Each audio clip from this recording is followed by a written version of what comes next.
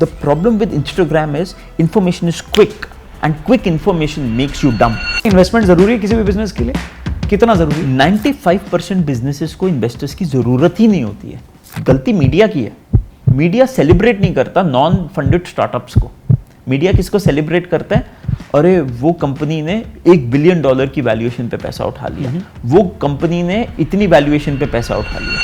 Media वाले खूब celebrate करके उन्हीं स्टार्टअप्स को गालियां निकालते हैं बाद में कि देखो इतनी हाई वैल्यूएशन थी. किसी स्टार्टअप को बोला कि नहीं वो देखिए $25 बिलियन की वैल्यूएशन से $200 मिलियन की वैल्यूएशन पे आ गए. ये वैल्यूएशन बनाते भी मीडिया वाले. स्टार्टअप में है ना, जो आज हमारे देश की रीढ़ की हड्डी है वो है MSMEs, micro small and medium enterprises. Risk जो है ना ह्यूमन माइंड में हमेशा ओवर क्वांटिफाइड होता है. हम जब भी as humans we are negative thinkers. Successful people quantify risks pragmatically. वो रॉबर्ट फ्रॉस्ट की बहुत अच्छी कविता है. वो कहता है 2 roads emerged and I took the one less traveled. I always tell people कि यार take the one less traveled. भीड़ साहस तो देती है लेकिन पहचान छोड़ देती है. बट जो नया धंधा शुरू कर रहा है, जो यंग बंदा आपको देखकर इंस्पायर होता है कि भाई एक ऐसा व्यक्ति जो ठीक से बोल नहीं पाता था, इतने सारे डिसऑर्डर्स, चैलेंजेस, बट आज उन्होंने ही इतने बिजनेस में इन्वेस्ट किया हुआ है, तो मुझे इनसे इन्वेस्टमेंट नहीं चाहिए बट मुझे इन जैसा बनना है. तो आप जैसा अगर बनना है या एक अच्छा स्टार्टअप धंधा शुरू करना है तो स्टार्टअप के लिए क्या लक्षण है? भीड़ क्या कर रही है आप उससे उल्टा कीजिए, आप सक्सेसफुल हो जाएंगे. 90% of the world does not care about your problems and 10% are happy that you have it. Fear का फुल फॉर्म जो है ना, फॉल्स एविडेंस अपीयरिंग रियल. किस बिजनेस का फ्यूचर देखते हैं आप जिसके ऊपर अगले 5 से या 10 साल में भारत में बहुत सारी चीजें बदलेंगी? This is so scary. कितने लोगों की नौकरी खाई आपने? जितनी हमें रिस्पेक्ट टीचर्स को देनी चाहिए हमारे देश में हम नहीं देते. खुशी आप ढूंढते रहते हो और खुशी है ना पैसे से नहीं आती. पैसे से कंफर्ट आता है, पैसे से आपका एक स्टेटस बन जाता है, लेकिन है ना स्टेटस से कभी खुशी नहीं आती, और अगर आती है तो वो बहुत शॉर्ट लिव्ड है. गाइस, एक शेर से शुरू करता हूं मैं कि तूफानों से आंख मिलाओ, सैलाबों पे वार करो, मल्लाहों का चक्कर छोड़ो, तैर के दरिया पार करो. सेल्फ हेल्प का इससे बढ़िया एग्जाम्पल आपको राहत इंदौरी साहब के शेर से अच्छा मिल ही नहीं सकता. तो अगर आपको खुद की मदद करनी है तो खुद ही करनी होगी और कोई करने आएगा नहीं. और अगर ये आपको सीखना है कि खुद की मदद कैसे की जाए तो ये पॉडकास्ट आपके लिए है. अगर आपको खुद पर डाउट है तो ये पॉडकास्ट आपके लिए. अगर आपसे दुनिया ने ये कहा है कि तेरे से कोई काम नहीं हो सकता, तो कुछ नहीं कर सकता, और अगर फिर भी आपको उन्हें ये करके दिखाना है तो ये पॉडकास्ट आपके लिए है. अगर लाइफ आपको आजमा रही है, टेस्ट कर रही है, और आप उस आजमाइश से निकलना चाहते हैं तो ये पॉडकास्ट, यस, ये पॉडकास्ट आपके लिए है. क्योंकि आज के जो हमारे गेस्ट हैं उन्होंने लाइफ के सारे टेस्ट पार कर चुके हैं, सारी मुश्किलें और ये सारी चीजें पार करने के बाद, दिक्कतें पार करने के बाद अब एक मुकाम पर वो आ चुके हैं. एक ऐसा वक्त था जब इनको आर बोलने में प्रॉब्लम होती थी, लेकिन अब ये RRR जितने ब्लॉकबस्टर हैं इन्वेस्टर्स वर्ल्ड में. नाम है इनका डॉक्टर रितेश मलिक. वैसे ये डॉक्टर थे, अब डॉक्टरी छोड़कर बहुत कुछ है. एंटरप्रेन्योर हैं, इन्वेस्टर हैं, फिलैंथ्रोपिस्ट हैं. 30 under 30 हो, 40 under 40 हो, बड़े बड़े इंस्टीट्यूट्स हो, IIT हो, IIM हो, हार्वर्ड यूनिवर्सिटी जैसी जगहों पर ये स्पीकर भी रह चुके हैं. इसलिए मैंने सोचा कि इनसे बात की जाए और TRP पे आज इनको बुलाकर इसका नाम TRRP कर दिया जाए. द रौनक पॉडकास्ट से the Raunak and Ritesh podcast करते हैं. So welcome doctor Ritesh Malik. कैसे हैं आप? Thank you very much Raunak ji. कैसा लगा ये इंट्रो? बहुत अच्छा इंट्रो और बहुत एक्साइटेड, क्योंकि हम कॉलेज के दिनों से आपकी आवाज़ सुन रहे हैं. आज पहली बार हम इस आवाज़ को इन पर्सन सुन रहे हैं, तो very excited. Thank you very much. तो रेडियो पे आपने रौनक और बउआ को सुना है उसके लिए? अरे हम तो इतने बड़े फैन हैं जो आप सोच ही नहीं सकते. Thank you very much. आपकी जर्नी के बारे में शुरू में जानना चाहेंगे. तो देखिए, हम एक बड़े मिडिल क्लास परिवार से आते हैं. हम पंजाब के born and brought up in Delhi, but Punjab का एक ज़िला है खन्ना नाम से, हम वहाँ से आते हैं. तो जॉइंट फैमिली में रहते थे, दादा दादी सब लोग इकट्ठे रहते थे. तो बहुत ही नॉर्मल किस्म की का घराना था हमारा. और मैं सोसाइटी को लेके मैं बड़ा अच्छा एग्जाम्पल हूँ, जहाँ पर हमारी सोसाइटी में ना हमारे को बताया जाता है कि आपको क्या करना है. आप 9वीं कक्षा में जब आप शायद 14 या 15 साल के होते हैं, आपको तभी पूछा जाता है कि यार आप बड़े होके क्या बनोगे. क्या बनोगे? अब जब आपने डॉक्टरी के केबिन में भी जाके आपने एक दिन भी वहां पे देखा नहीं काम कैसे होता है, आपको नहीं पता कि वो पैशन एरिया है आपका या नहीं है, आपको पहले ही बताया जाता है कि आप या डॉक्टर बनिए या लॉयर बनिए या सीए बनिए। तो हमारे साथ भी वही हुआ। और मैं एक, और क्योंकि हम साधारण परिवार से आते हैं, मैं सबको एक ही चीज बोलता हूँ, from where you come is not in your control. आप कहाँ से आते हैं, आपका रंग कैसा है, आपकी का बोलचाल कैसा है, आपको अंग्रेजी आती है नहीं आती है, ये सब ना हमारी सोसाइटी में कुछ पैरामीटर्स है जिससे आप जज किए जाते हैं। बिल्कुल, ये सब फर्क नहीं पड़ता। बहुत सारे टायर 2 सिटीज़ के लोग हैं जो कहते हैं कि यार हमारी अंग्रेजी अच्छी नहीं है, हम कैसे सक्सेसफुल बनेंगे। अंग्रेजी ना भी अच्छी हो कोई प्रॉब्लम नहीं है। ज़्यादा बड़ी प्रॉब्लम ये है कि आप हिंदी बोलें तो विनम्र बोलें, अच्छा बोलें, अपने मुंह से है ना अच्छे शब्द निकालें। तो मुझे लगता है कि फंडामेंटली जो हम लोग स्कूल्स में सीखते हैं वो पूरा हमारे को है ना चेंज करना पड़ेगा।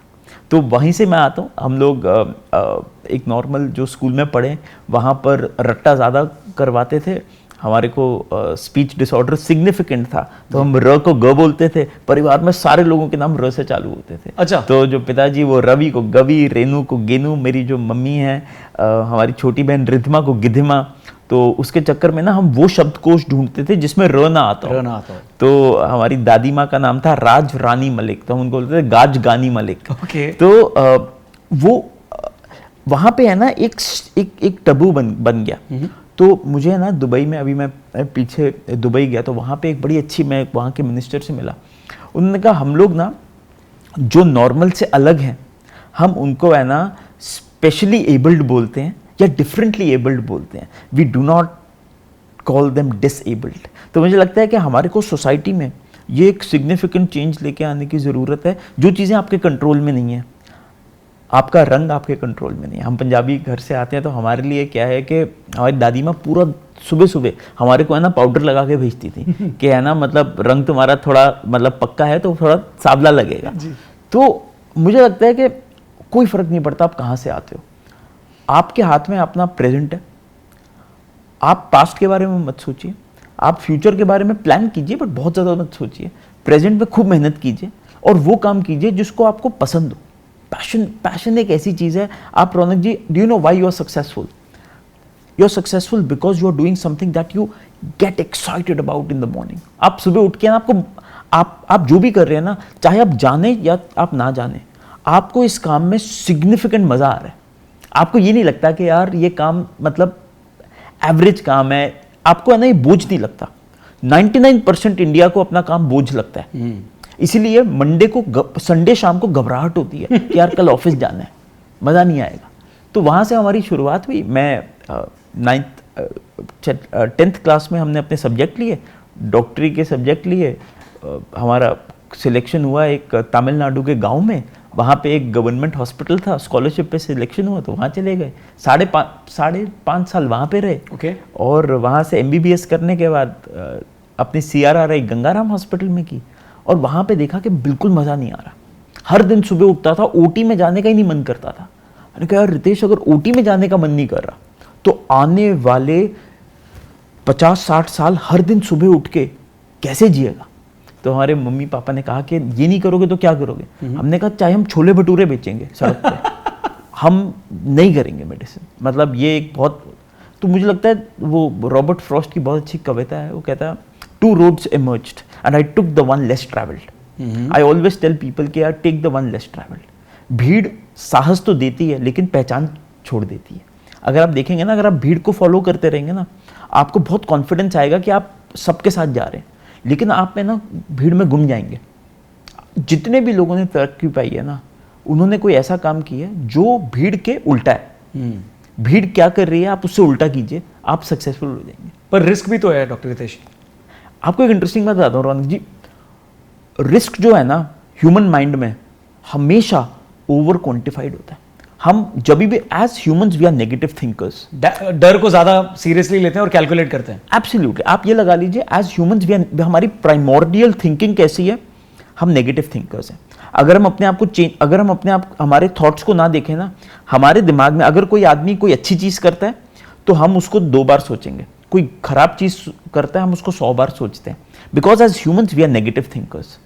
हम हर चीज को अगर कोई नेगेटिव हो रहा है ना, हम उसको बढ़ा चढ़ा के सोचने लग जाते हैं। तो मेरा बिलीफ रिस्क के ऊपर क्या है कि रिस्क एक ऐसी चीज़ है, अगर आपको रिस्क मैनेज, आप ये बताइए रिस्क, आज हम यहाँ पे बैठे हुए हैं, क्या रिस्क नहीं है कि यहाँ पे अर्थक्वेक आ सकता है? द क्वेश्चन इज वो अर्थक्वेक आने के चांसेस कितने हैं? तो वो रिस्क की क्वांटिफिकेशन जो है ना, successful people quantify risks pragmatically. वो बहुत सोच समझ के रिस्क को क्वांटिफाई करते हैं। आज आप देखिए पिछले 20 सालों में कितने लोगों ने कहा कि स्टॉक मार्केट बहुत रिस्की है, और उसके चक्कर में कितने लोगों ने एफडी में पैसा लगाया हुआ था। अब जाके पता चला कि और एफडी में पैसा लगाना तो गलत है, क्योंकि एफडी के तो इन्फ्लेशन का भी आपको उतना नहीं देता, नहीं दे पाता। तो द क्वेश्चन इज, आप रिस्क कैलकुलेट अगर आप ठीक से कर गए तो आप अपना रिस्क और रिवॉर्ड में देखेंगे। तो देखिए, अगर आपको जीवन में कुछ भी करना है, best place to park a ship is on the shore. सबसे अच्छी जगह जहां पे कोई रिस्क नहीं है, एकदम किनारे के तट पे शिप पार्क्ड है, लेकिन उसके लिए नहीं बनी ना। हमें जीवन मिला है, it takes 1:84 trillion times to become a human being. ये प्रिविलेज है, हर दिन हमारे को और आपको, हम सबको एक प्रिविलेज मिली हुई है। अगर हम उसको वेस्ट कर रहे हैं ना, तो वो सबसे बड़ा अपराध है, ये हमारा मानना है। लेकिन डॉक्टर हितेश, जब आप छोटे थे, फिर से मैं आपके बचपन में जाना चाहूँगा, जब कोई बच्चा ठीक से बोल नहीं पा रहा है, फिर उस वजह से वो उसके अंदर बहुत कुछ टूटता है, जब वो बाहर जाता है तो वो डरता है, अपना मुंह खोलने से परेशान होता है, मतलब उसको, क्योंकि लोग जज करेंगे, और वो कैसे वहाँ से निकलता है और फिर आज एक one of the finest public speaker बन के बाहर आता है। उन लोगों को लाइफ में आगे बढ़ने में मदद करता है जिनको मदद चाहिए किसी भी तरीके से, चाहे वो पैसे से हो, चाहे मेंटोरशिप से हो। तो ये जो ट्रांजिशन आया, ये जो जर्नी यहाँ से आगे बढ़ी, इसमें किसने आपका ज़्यादा साथ दिया? क्या आप खुद से आपने इसके ऊपर काम किया? कौन से वो लोग थे जिन्होंने इसमें आपकी मदद करी? तो हमारे जो पिताजी हैं, हाँ, और हमारे जो दादाजी हैं, हम जॉइंट फैमिली में रहते हैं। तो हमारे एक दिन क्या हुआ, हमारे स्कूल में हमें किसी बच्चे ने खूब पिटाई की। तो हमारे स्कूल में क्या होता था, डेली है ना, लोग सुबह आते थे और कहते थे अपनी मम्मी का नाम बताओ। तो हम कहते थे गेनू मलिक, तो सब हंसते थे कि ये तो र नहीं बोल पाता। फिर क्या करते थे, कुछ ऐसे पोएम्स लेके आते थे जिसमें खूब हिंद शब्दकोश में र बहुत कॉमन है, जिसमें खूब सारे र हो। तो वो जब मैं बोलता था तो फिर सब लोग हंसते थे। तो एक दिन हमें गुस्सा आया, हमने कहा कि आप हमारे को ऐसे कर रहे हैं, तो हम थोड़े वायलेंट हो गए। तो खूब हमारी पिटाई हुई। तो मैं वापस आया तो मेरे पिताजी ने देखा कि यार ये तो बहुत बड़ा प्रॉब्लम है इसका। तो वो मेरे को एक स्पीच थेरेपिस्ट के पास लेके गए। उन्होंने कहा ये बहुत सिंपल चीज़ है, इनके साथ एक तकलीफ ये है, ये अपनी जीभ को, आप र नहीं बोल सकते जब तक आप अपनी जीभ को अपर पैलेट से ना लगाएं। अगर आप अपनी जीभ को नीचे रखेंगे ना, आप र नहीं बोल सकते। आप कोशिश भी करेंगे ना, आपके मुंह से ग ही निकलेगा। तो उन्होंने ये रिकॉग्नाइज किया, और मेरे दादाजी और मेरे फादर और मैं और मेरी मदर, हम सब लोग दिन में 2-2 घंटे एक एक्सरसाइज करते थे, जिसमें आता था पहले आता था घ घ, धीमे धीमे धीमे धीमे करत करत अभ्यास जड़मती होत सुजान। तो हमारे फादर, हमारी जॉइंट फैमिली है, तो सब लोग बैठ के है ना हमारे को एक्सरसाइज करवाते थे। एंड आज मैं दुनिया में सबसे अच्छा बोल सकता। तो मुझे लगता है कि हमारी सोसाइटी में we don't have empathy towards the differently abled. जो डिफरेंट है ना, वो आउटलायर हो जाता है हमारी सोसाइटी के अंदर। तो मुझे लगता है कि एम्पैथी होना बहुत इंपॉर्टेंट है। आज कुछ ऐसी चीज़ें जो हमारे कंट्रोल में नहीं है। आप कहाँ पैदा होते हैं वो आपके कंट्रोल में नहीं है, आपकी जीन्स कैसी वो आपके कंट्रोल में नहीं है। जो आपके कंट्रोल में है, अगर आप वो नहीं कर रहे तो वो अपराध है। लेकिन जो आपके कंट्रोल में नहीं है, तो उसको है ना, या तो आप एक्सेप्ट कीजिए, नहीं एक्सेप्ट कर पा रहे हैं तो उसको जितना हो सके चेंज कीजिए, और ज़्यादा सोचिए मत कि दुनिया आपके बारे में क्या कहती है। किसी ने बड़ी अच्छी बात कही है, कहते हैं अगर आप ये समझ जाएंगे कि मरने के बाद कितनी जल्दी लोग आपको भूलेंगे, तो आप उन लोगों को है ना इम्प्रेस करने का इतना ज़्यादा कोशिश नहीं करेंगे। बहुत ही अमेजिंग बात है। और एक और बात इसमें ऐड कर सकते हैं कि अगर आप ये सोचोगे कि दूसरा क्या सोच रहा है, तो वो क्या सोचेगा, बिल्कुल। तो फिर उसको सोचने दो जो वो सोच रहा है, आप अपना काम करें। एक और चीज़ रौनक जी हमारे को बड़ी अच्छी लगती है, वो ये है कि 90% of the world does not care about your problems and 10% are happy that you have it. तो ये ना मेरा बिलीफ ये हो गया है कि जीवन में कम लोग रखो, अच्छे लोग रखिए, और ज़्यादा फोकस अपने काम पे कीजिए। आप काम अच्छा करेंगे ना तो सब आपके साथ हैं, आप काम अच्छा नहीं करेंगे ना तो कोई आपके साथ नहीं है। आज वही लोग जो हमारे को स्कूल में पीटते थे सब लोग इंस्टाग्राम के ऊपर फॉलो करते हैं, खूब मैसेज करते हैं। तो पीटने वाला लड़का है टच में अभी? हम सबके साथ टच में। क्या बोलता है अभी मिलता है तो? सॉरी बोला कभी उसने? तो छोटी सी बात है। अरे नहीं फिर भी वो मतलब ना कभी ये सब में सॉरी यार रितेश छोड़ यार भूल जा। हाँ वो तो कब का, वो सब तो बहुत ही। और एक स्टेज लाइफ में ऐसी आती है that you don't think about petty things, correct, and you just like move on. So how to develop that thinking, that is very important, because ये बोलना आसान है कि छोटी चीज़ों के बारे में मत सोचो, बट जब आप बोलते हो कि छोटी चीज़ों के बारे में मत सोचो, बंदर के बारे में मत सोचो, बंदर के बारे में मत सोचो, you and up thinking about monkey. तो हमारा बिलीफ है कोई भी चीज़ हमारे दिमाग में अगर एक थॉट आएगा तो दुनिया हमारे ऊपर बहुत सारी इंफॉर्मेशन लोड करती है। एग्जाम्पल, कल हमारे एक सीईओ ने हमें फ़ोन किया, उन्होंने कहा कि हमने एक चीज़ साइन की थी, वो साइन पुल आउट हो गया, LOI। तो हम सबसे पहली चीज़ उसको फिल्टर करते हैं अपने पे लेने से पहले, that will this impact in the next 5 years। क्या ये चीज़ जो हुई है, क्या ये 5 साल के बाद बहुत बड़ा इम्पैक्ट लेके आएगी? If the answer is no, 99% of the things that do not impact in 5 years। आज आपके जीवन में हम again because we are primordially negative, हम अपने दिमाग में ये लेके चलते हैं कि यार कोई चीज़ हमारे पे आई है तो वो चीज़ बहुत बड़ा नेगेटिव लेके आएगी। मेजॉरिटी ऑफ द थिंग्स, अगर आज आपके साथ कुछ नेगेटिव हुआ ना, 3 दिन के बाद ना आप एकदम नॉर्मल हो जाते हैं। तो वो 3 दिन का जो पैनिक और एंग्जाइटी है ना, वो आपको है ना मार देती है। तो हमारा सबसे पहला बिलीफ है, जब तक कोई चीज़ मुझे नहीं लगता नेगेटिव है तब तक मैं उसको अपने दिमाग पे नहीं चढ़ने देता। And one of the key things is that आप ना डिफ्रेंशिएट कीजिए कि कौन सी चीज़ ट्रू इम्पैक्ट है नेगेटिव और कौन सी चीज़ ऐसी है जो टेम्पररी है, और जो फियर का फुल फॉर्म जो है ना, false evidence appearing real.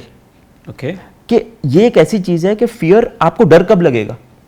Root cause of anger is fear and root cause of fear is insecurity. अगर आप अपने में सिक्योर हैं, अपना आपका सेल्फ कॉन्सेप्ट ठीक है, और आपको अगर लगता है कि जो आप कर रहे हैं वो ठीक है, तो है ना आपको डर और एंगर ऐसे शब्द हैं जो आपके शब्दकोश में नहीं रहेंगे। डॉक्टर रितेश, आपके घर में आई थिंक 2 दर्जन से ज़्यादा डॉक्टर्स हैं? हाँ, मतलब 37 डॉक्टर। 37 डॉक्टर। अच्छा, 3 दर्जन से ज़्यादा। और अब तो मुझे लगता है 40 हो गए होंगे, क्योंकि और उनके बच्चे भी बनते जा रहे हैं। बहुत डॉक्टर। सो आपके घर में जब आपने डिसाइड किया कि बिजनेस करना है, तो लोगों ने कहा ये किस लाइन में आगे भाई साहब, ये, या फिर 3 इडियट्स में जैसे फरहान के अब्बा ने पैदा होते ही बोला था मेरा बेटा तो डॉक्टर बनेगा, तो ऐसे पिताजी ने सोचा था डॉक्टर बनेंगे? तभी हमारे यहाँ पे दादा दादी ज़्यादा सोचते हैं, अच्छा, माता पिता से ज़्यादा। Okay. तो हमारी दादी माँ बहुत परेशान रहती थी, कहती हैं कि अगर तुम डॉक्टरी नहीं करोगे तो क्या करोगे? तो मेरा पर्सनल बिलीफ ये है कि आप ना, job of education is for you to find what makes you crazy. मैं आपको बताता हूँ, मैं लोगों से पूछता हूँ, जब हम लोग एक I am a trustee in university, तो बहुत यंग पेरेंट्स से बात होती है, तो वो कहते हैं कि हम पेरेंटिंग में क्या करें? अच्छा, मैंने कहा आप पेरेंटिंग में सिर्फ एक चीज़ कीजिए, and that is expose your child. आप अपने बच्चे को ना मल्टीपल चीज़ों से एक्सपोज करो। आप उसको स्टार्टअप्स के ऑफिस में भेजो, आप उसको एक IAS के साथ 2 दिन की इंटर्नशिप करवाओ, आप उसको एक कमेडियन के साथ टाइम स्पेंड करवाओ, आप उसको एक RJ के पास भेजो, ताकि, और आप उसके बाद उसको बोलो कि एक पेज वाइट पेपर लिखे। जिस वाइट पेपर में आपको लगे ना कि वो बच्चे को इतना अच्छा लगा वो काम, आपको वहां से क्लूज मिलने लग जाएंगे कि कौन सी ऐसी शफा है जो भगवान ने उसको दी है, जो टेक्निकली स्पीकिंग आपके माँ बाप कभी नहीं चाहते होंगे कि आप RJ बने उस टाइम पे, जब RJ कोई प्रोफेशन भी नहीं था। आपके दिमाग में आपको भी नहीं पता होगा कि नहीं RJ कोई प्रोफेशन भी हो सकता है। आज की दुनिया में 300 से ज़्यादा प्रोफेशन है जहाँ पे पैसा कमाया जा सकता है। हमारा दोस्त है, वाइन टेस्टिंग करते हैं, वो इतना पैसा कमाते हैं जो आप सोच ही नहीं सकते, उनका ये पैशन है। ओके। एक हमारा दोस्त है, वो स्टैंप्स कलेक्ट करते हैं, दुनिया में one of the finest stamp collectors हैं। तो मुझे लगता है कि आज की दुनिया में इंटरनेट की वजह से बहुत प्रोफेशंस खुल गए हैं। तो आप एक्सपोज कीजिए सबसे पहला। सेकंड, हमारे केस में हमारा एक्सपोजर बिल्कुल नहीं था, तो आपको कन्विंस करने में टाइम लगा उनको? बहुत ज़्यादा, मतलब हमारे लिए तो बहुत मुश्किल था, क्योंकि उनको पहले तो ये एक और इम्पोर्टेंट बात है, आपकी जो फैमिली है ना, आपके माता पिता दादा दादी से ज़्यादा आपको पूरी दुनिया में कोई नहीं चाह सकता। तो इसका ये मतलब नहीं है कि वो आपके अगेंस्ट है। प्रॉब्लम क्या है कि वो आपको तकलीफ पे नहीं देखना चाहते, उनको क्या लगता है जो हम कर रहे हैं वो आप कर लो, ताकि जो भी ट्रेड सीक्रेट्स हैं वो हम आपको बता देंगे, हमारी क्लाइंटेज आपके पास चली जाएगी। इसी वजह से फैमिली बिजनेसेस इंडिया और चाइना में सबसे ज्यादा हैं। 4-4 पुश्तों से लोग कॉपर का काम कर रहे हैं, कोलकाता की फैमिली। तो मैंने उनसे पूछा क्यों? कहते हैं क्योंकि हम चाहते हैं कि जो भी हमारे पास ट्रेड सीक्रेट है ना, वो हम आगे अपने बच्चों को दें ताकि वो तकलीफ में ना हो। प्रॉब्लम क्या है, 2000 के बाद इंटरनेट आने की वजह से सब कुछ डेमोक्रेटाइज हो गया। करेक्ट। आपको पता है कोवर्किंग में we were one of the finest brands, and you know why we were successful? Reason ये था क्योंकि मैं डॉक्टर था, मेरे पास कोई रियल एस्टेट का बैकग्राउंड नहीं था, मेरे पास कोई बिजनेस का बैकग्राउंड नहीं था। जब आपके पास कोई बैगेज नहीं होता ना, आपको पता नहीं होता, एंड आप एक अंडरडॉग होते हो, आपको ये नहीं पता होता कि ये कौन सी इंडस्ट्री है, इसके क्या रूल्स हैं, आप अपने खुद के नए रूल्स लेके आते हो। एंड दैट इज व्हेन आप दुनिया में जितनी भी सक्सेस देखोगे ना, first time success will come from people जिनको उस प्रोफेशन में आइडिया ही नहीं है। अगर आप देखें राधा कृष्ण दमानी जी जो हैं, उनको रिटेल का कोई आइडिया थोड़ी ना था, लेकिन क्योंकि जब आप एक डिफरेंट बैकग्राउंड से आते हो, आपके पास ना कोई प्री कंसीव नोशन नहीं होता। और मुझे लगता है कि वो आप भी देखा जाए तो आप एक MBA हैं, आपका आरजे होने से कोई बहुत आपने कोई ऐसा तो नहीं है कि 11th-12th में कोई बहुत आरजे के ऊपर पढ़ाई की थी। करेक्ट। तो मुझे लगता है कि आज की दुनिया के अंदर ये जिसको पता चल जाए कि उसका पैशन क्या है, वो कुछ हो या ना हो वो खुश रहेंगे। तो ये हमें पता चल गया था, तो हमने आई वॉज एडमेंट कि मैं वही करूँगा, और मेरे को बिजनेस में बहुत इंटरेस्ट आता था, तो मैंने कहा वही करूँगा जो हमारे को इंटरेस्ट आएगा, चाहे पैसा ना आए चलेगा। क्योंकि पैसे की एक खासियत है, मुझे लगता था मुझे पैसा बहुत मेरे लिए इंपॉर्टेंट है, जब पैसा आया तो खुशी आप ढूंढते रहते हो, और खुशी है ना पैसे से नहीं आती, पैसे से कंफर्ट आता है, पैसे से आपका एक स्टेटस बन जाता है, लेकिन है ना स्टेटस से कभी खुशी नहीं आती, और अगर आती है तो वो बहुत शॉर्ट लिव्ड है। आपको पैसे से फ्रीडम आती है, फ्रीडम की वजह से आपको खुशी आती है।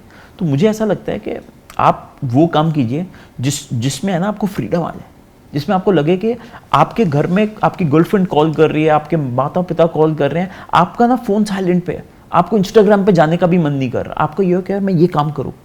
तो वो अगर आपने ढूंढ लिया तो आप खुश रहेंगे। अमेजिंग। 90s के जो बच्चे हैं या लेट 80s के, उनकी लाइफ अलग ही थी। उन्होंने बहुत सारी चीज़ें देखी हैं। उन्होंने ब्लैक एंड वाइट टीवी से कलर टीवी, इनफैक्ट बहुत सारे लोगों ने टीवी ही तभी देखी। बिल्कुल। फिर केबल टीवी आया, एंटीना ठीक करते करते फिर केबल टीवी में लोग पहुंचे। फिर इंटरनेट आया, लेकिन उससे पहले वो वाला बटन वाला मोबाइल फ़ोन आया। बिल्कुल। फिर स्मार्टफोन आया। बिल्कुल। रेफ्रिजरेटर में बर्फ़ जमते हुए भी हमने देखी, लैंडलाइन फ़ोन्स हमने देखे। बिल्कुल। तो 90s के बच्चे का एक अलग ही, और आज हम चैट जीपीटी भी देख रहे हैं, तो इसी बच्चे ने वो भी देखा और ये भी देखा।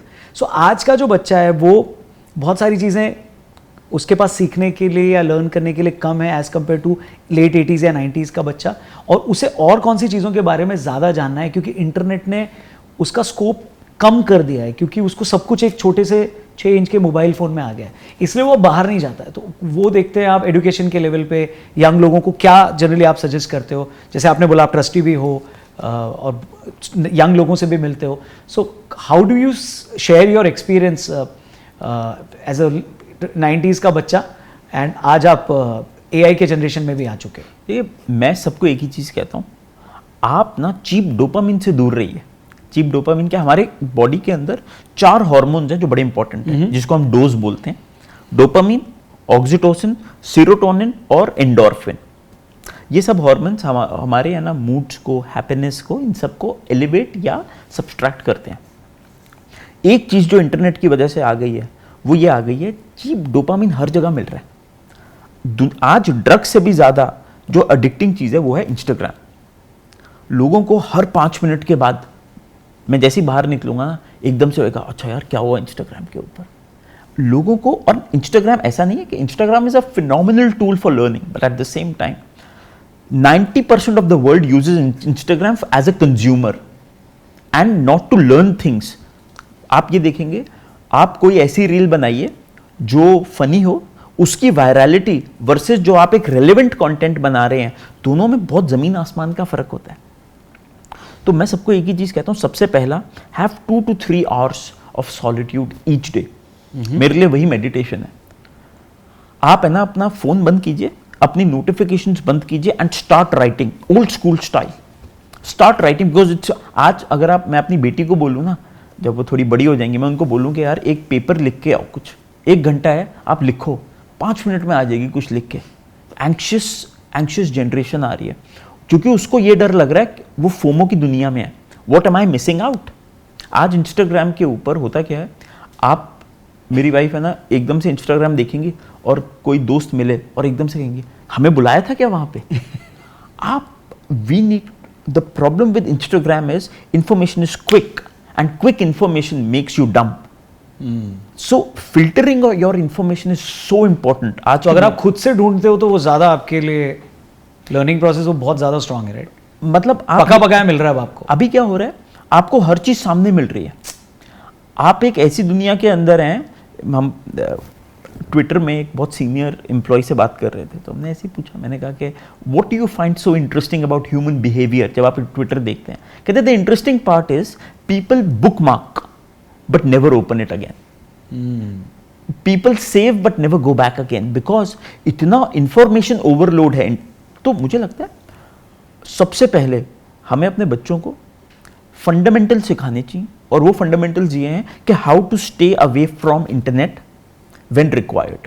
ये सबसे इंपॉर्टेंट है। नहीं तो आप रन ऑफ द मिल में आपका, तो मैं क्योंकि 5.5 साल एक गाँव में मैंने स्पेंड किया है, तो मेरे लिए वो वनवास था। वहाँ पे लोग चप्पल भी नहीं पहनते। वहाँ पे जाके मैंने देखा मेरा एक एक दिन 3-3 दिन के बराबर है।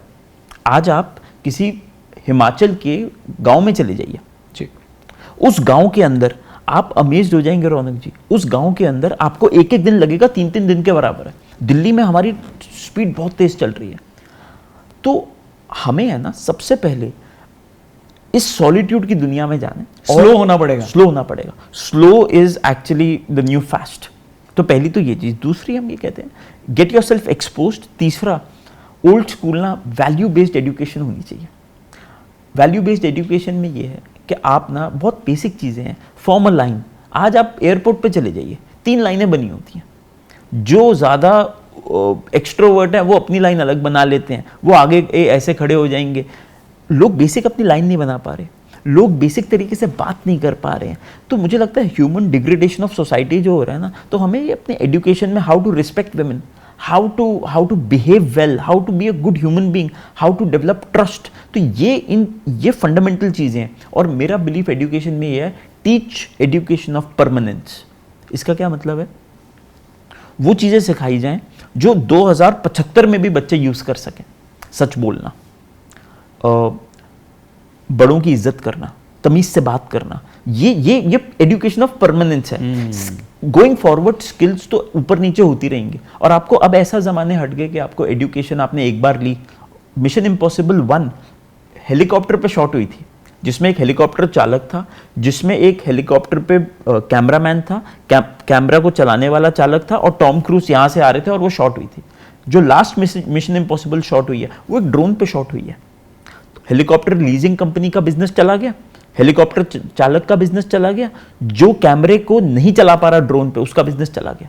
दुनिया बहुत जल्दी बदल रही है, तो स्किल्स तो आपको अपग्रेड करनी पड़ेगी, बट परमानेंस की चीजें हमेशा कांस्टेंट रहेंगी, उसके ऊपर ध्यान होना चाहिए। आपको एक और इंटरेस्टिंग चीज बता रहा हूं, मैं ग्वालियर गया, किसी यूनिवर्सिटी के बहुत सीनियर एकेडमिशियन से मिला, तो उन्होंने बड़ी अच्छी बात, कहते हैं आज का आपने अखबार पढ़ा हिंदी वाला? मैंने कहा नहीं। कहते पढ़िए।